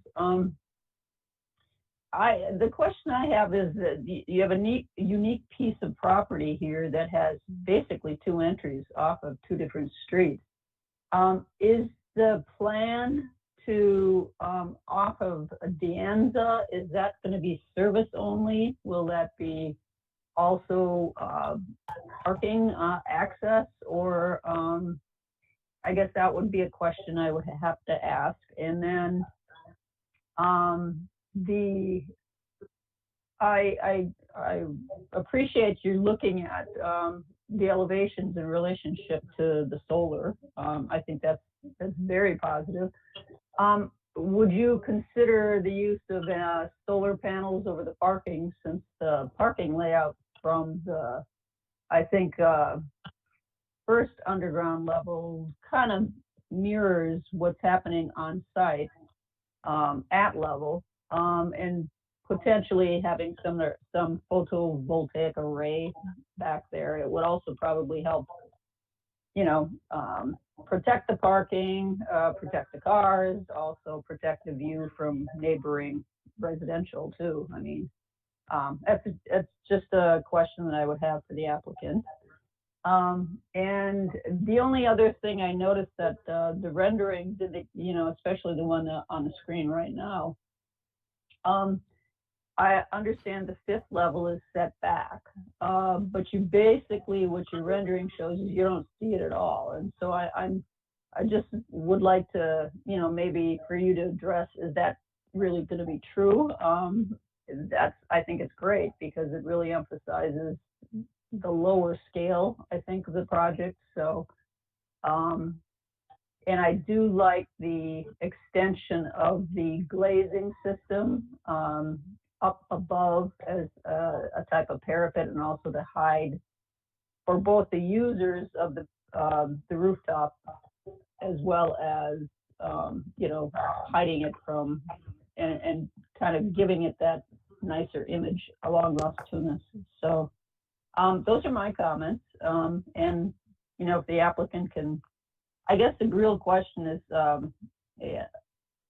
on the service level. I mean, are you going to be using that private or the entry off of Dianza? Those are my comments. If I can still be heard, it's a great question. We looked at that driveway, and we are not going to be allowing parking to come in and out of there because we feel that it's too narrow for that.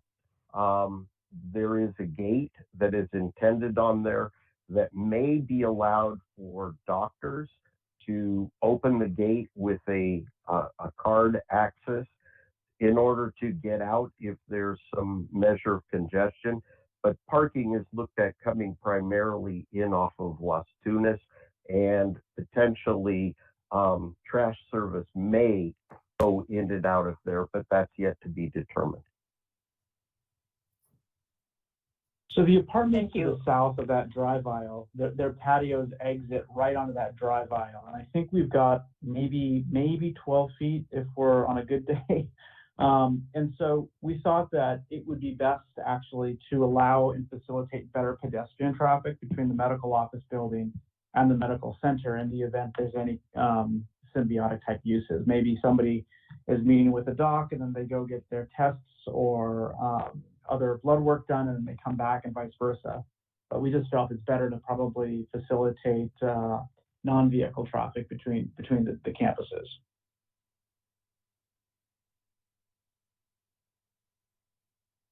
Great, thank you. Any thought to introducing a solar array or photovoltaic array in the back? It is something that is on the doctor's list, and we're going to have to look at it in terms of price and return on it. But it is something that he is very interested in. He asks about it on a regular basis. Great, thank you. Well, I think your team has done a good job with the building massing. I think having your team do that tug of war of evaluating the building instead of coming to the design commission or city staff and having that tug of war with this side, the public sector. It makes a big difference because you're foreseeing potential problems and you're problem solving within your team before you're bringing the design forward. I have concerns regarding that the ground floor facade on Las Tunas. Robert, you know me. I'm a downtown sucker looking at ways the building invites people to come in and looking at that friendliness that has been created in Pasadena and replicated so many places.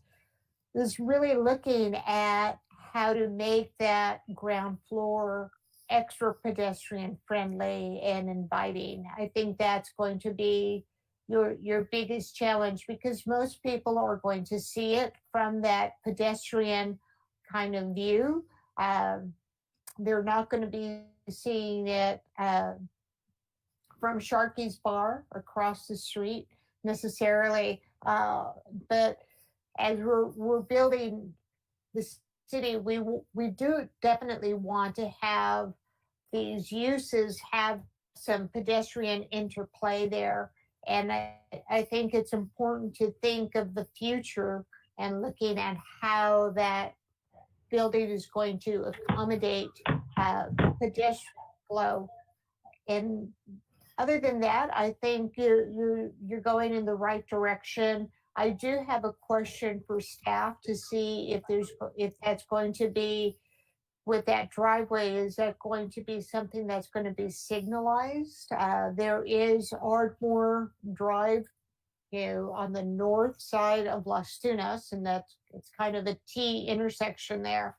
And that's just something. Are you going to only have right turn only looking when you're exiting the parking? Are you going to be able to make a left into the parking? These are kind of questions when you're looking at that design and how it works within the community. It might be tough having a signal there because the Santa Anita is just a few hundred feet away from that driveway position. So it's really interesting. I do think your pedestrian walkway that you mentioned, I thought that was an interesting concept. there is a very narrow pedestrian walkway behind the hospital that goes onto Broadway. And if those two can kind of connect, it would be a really nice shortcut to Broadway from Las Tunas. If you haven't seen that walkway, it's something that you should look at. It's kind of in one portion, it goes behind the between the San Gabriel Mission High School field and then the ancillary building that the medical that the hospital has there on Broadway. And then another portion is just kind of the mechanical. But I have walked the area several different times throughout my 30+ year history here in San Gabriel, and it's interesting to see potential connection to that walkway. But thank you for your presentation tonight. Are there any comments from the general public, Erica? No, Vice Chair, no public comment for this item.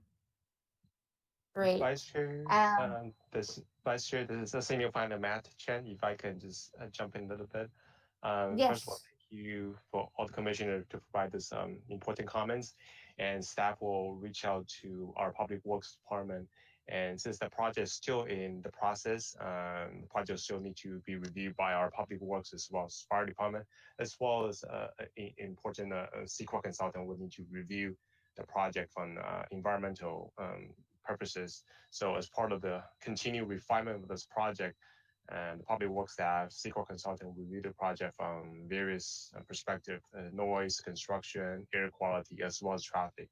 So we'll look into the maybe this project will be only the right turn, right in, right out type of situation that this project will maybe create conditions of approval to require only right turn only, something like that. And the other item staff would like to mention to the commissioners that staff apologize for the script that staff previously provided. And this project will be a preview item, so there will be no decision involved. I think it might be a little bit misleading for the commissioners if you look at the script itself. So this item will be required the commission to provide comments, but there's no voting, there's no rebuttal, something like that. So staff is just like, let me make that clarification. Thank you. We appreciate the comments. Great. Anything else before we leave this item? Thank you Great. from the development side. Great. Thank you, everyone. Thank you. We go to our next item, which are comments from the planning manager. Samantha. Yes, thank you, Vice Chair. Vice Chair, members of the commission, staff just has 2 items this evening. The first being that on behalf of the planning team, we wish the Design Review Commission a safe and happy Thanksgiving. City Hall will be closed Thursday and Friday. And also the second comment from staff is it is with bittersweet sentiments that I have to announce that this is Matt's last meeting. He will be moving on to another agency as a planning manager. So we are very happy for him and we congratulate him, but he will absolutely be missed. Myself in particular, since he helped me to transition from my predecessor to my current functions, and also transitioning between the pre-pandemic setup for the meetings to the current virtual setups. And also, Matt is the lead on the agendas and also the reminders to leave the packets at the front door. So Anthony and I will make sure to continue to provide those reminders. But again, Matt will absolutely be missed. And then with that, Matt, if you would like to say anything to the commission. Thank you to all the commissioners. This very thankless job, but staff, me particularly, really thank all the commissioners over the past 3 years. You kind of improved the project that we submitted in front of you. And thank you for working with us. And we've been working as a team. And thank you and everyone for helping me to grow as a professional. And I definitely learned a lot from the commissioner, the city architect, and other staff as we continue to improve the quality of the project here. And thank you all for serving this community. I'll be in the community. I'll be in South Pass, so I'll be around in the neighborhood. So I'll visit from time to time. But thank you all for helping me to grow as a better planner and better planning professional. So I hope I see you soon. Thank you so much.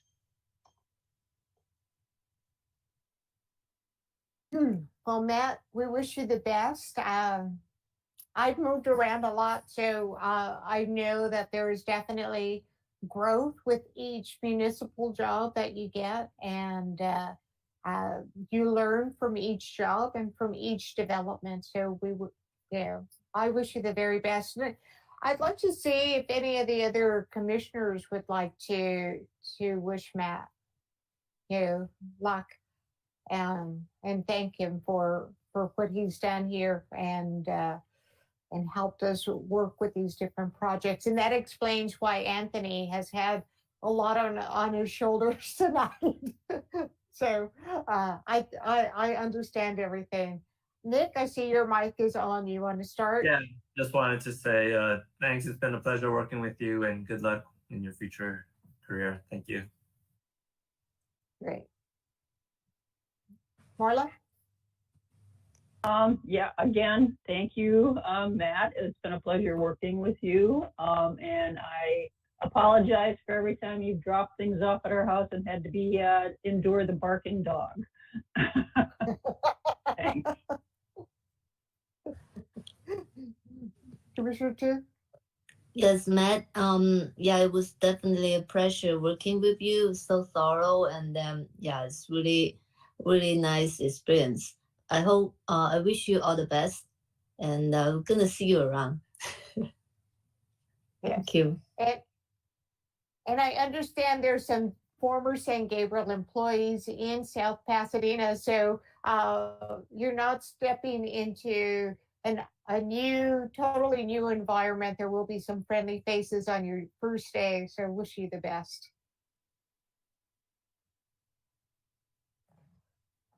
All right. Anything else, Samantha?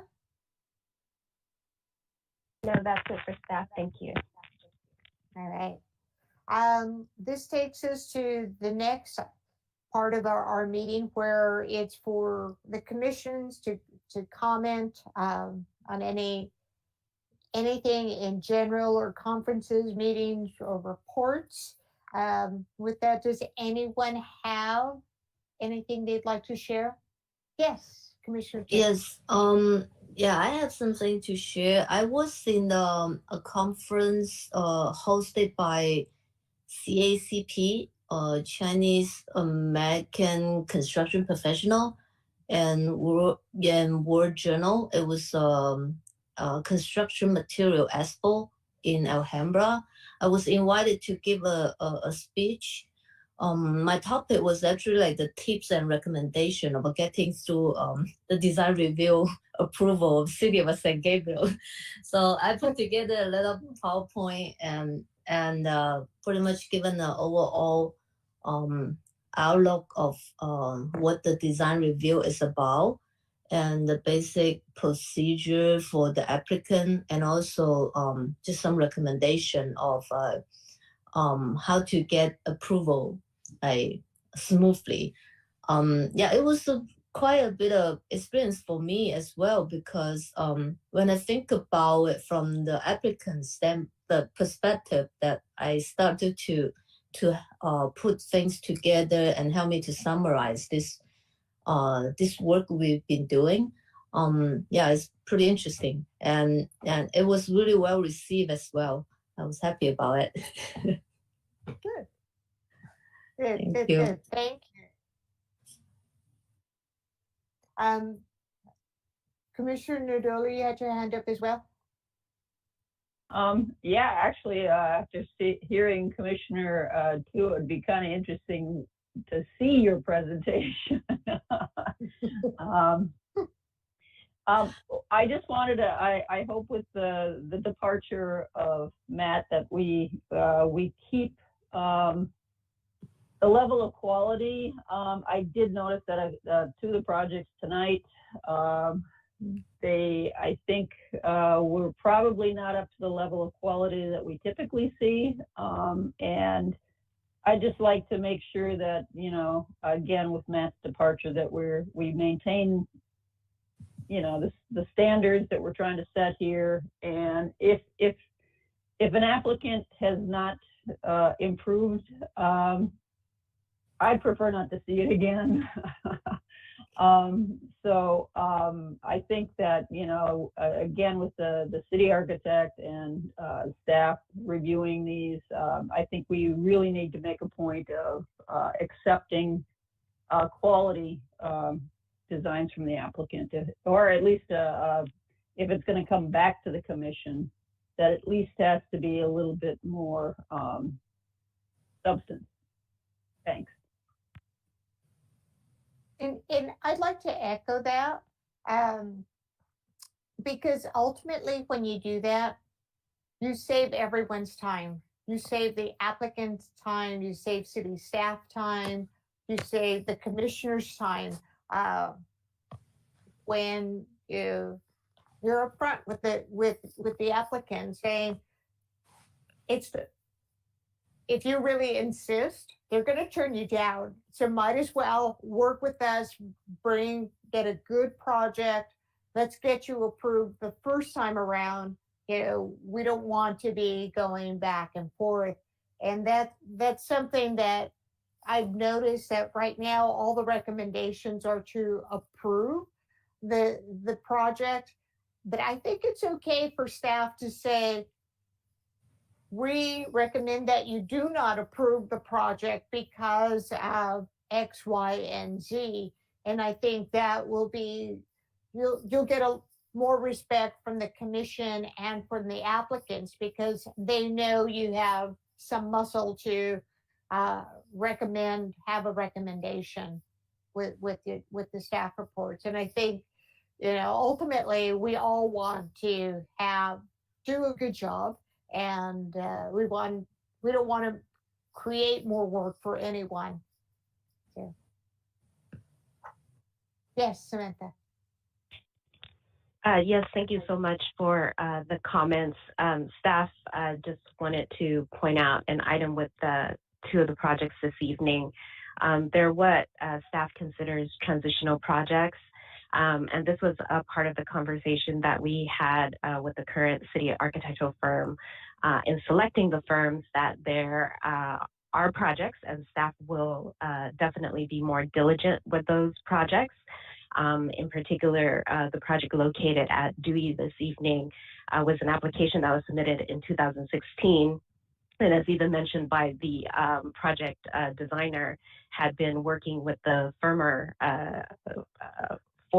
city architect firm, and had a few of the items signed off or clear, almost to the point of being prepared for a meeting, and then the request for proposal process began, and the new firm was selected. So there are a few more of those of what we've characterized as transitional projects. They have paid their fee and spent their time with the former firm, and staff wanted to be reasonable with those projects, and also not to put this new city architect on the spot and providing an entirely completely new list of revisions, in particular for projects that had spent a lot of time with the prior firm. So staff wanted to comment on that. Staff did not want to belabor the hearing process for those projects, give them the opportunity to come before the Design Review Commission and to hear the comments that are provided by the commissioners. And staff is always appreciative of always the very clear comments that are provided to each project. It does make it more straightforward for staff and now the current architectural firm, City Architect, to follow up with these projects and to make sure that they do respond to the comments that are provided. But staff will pay more attention to these transitional projects, and hopefully as we move forward, we can continue to uphold the quality and the expectations of the community as well as the Design Review Commission. Thank you so much. Any other closing comments? Okay. With that, we're looking at adjournment of our Design Review Commission meeting to the regular scheduled meeting of the Design Commission on Monday, December 27th at 6:30 p.m. Is that correct, Samantha? Yes, that is the regular meeting of the Design Review Commission. Staff has corresponded with the commission to get feedback on whether there will be a quorum for the regular meeting or whether the commission is open to consideration for a special meeting the Monday prior, which is Monday, December 20th. So the Design Review Commission can either adjourn to the regular meeting or adjourn to a date-specific special meeting, which again is Monday, December 20th. There is an item that would like to be scheduled for the meeting this month. So if it's something that the Design Review Commission would like to consider this evening, the commission can adjourn to a date-specific special meeting. Okay. So Samantha, with the survey that you did you already contact each member individually, each commissioner? Yes, to all the commissioners. Two commissioners have confirmed availability for the 20th, and in turn, the not being available for the 27th. And is still waiting for responses from 3 other commissioners. Okay. So I'll just go one by one. Commissioner 2, are you available on the 20th? Are you also available on the 27th? I'm available on both dates, but I prefer the 20th. Okay. Commissioner Salo? Yes, I'm available both dates. Commissioner Nadoli, please. I'm available both dates also, but I agree. I'd prefer the 20th if we can do that. I'm available on the 20th, not the 27th. So I think right now we can now say we're going to be adjourning to a special meeting on Monday, December 20th at 6:30 p.m. at City Hall, 425 South Mission Drive, 2nd floor, council chambers, but we'll probably still be on video, correct? That is correct. The meeting will be virtual for the remainder of the year. Great. All right. Well, thank you so much for your participation and for helping me along with this meeting. You know, this is my second meeting I've chaired. First one on video. So thank you. Thank you for your patience in helping me through this. All right. Good night, everyone.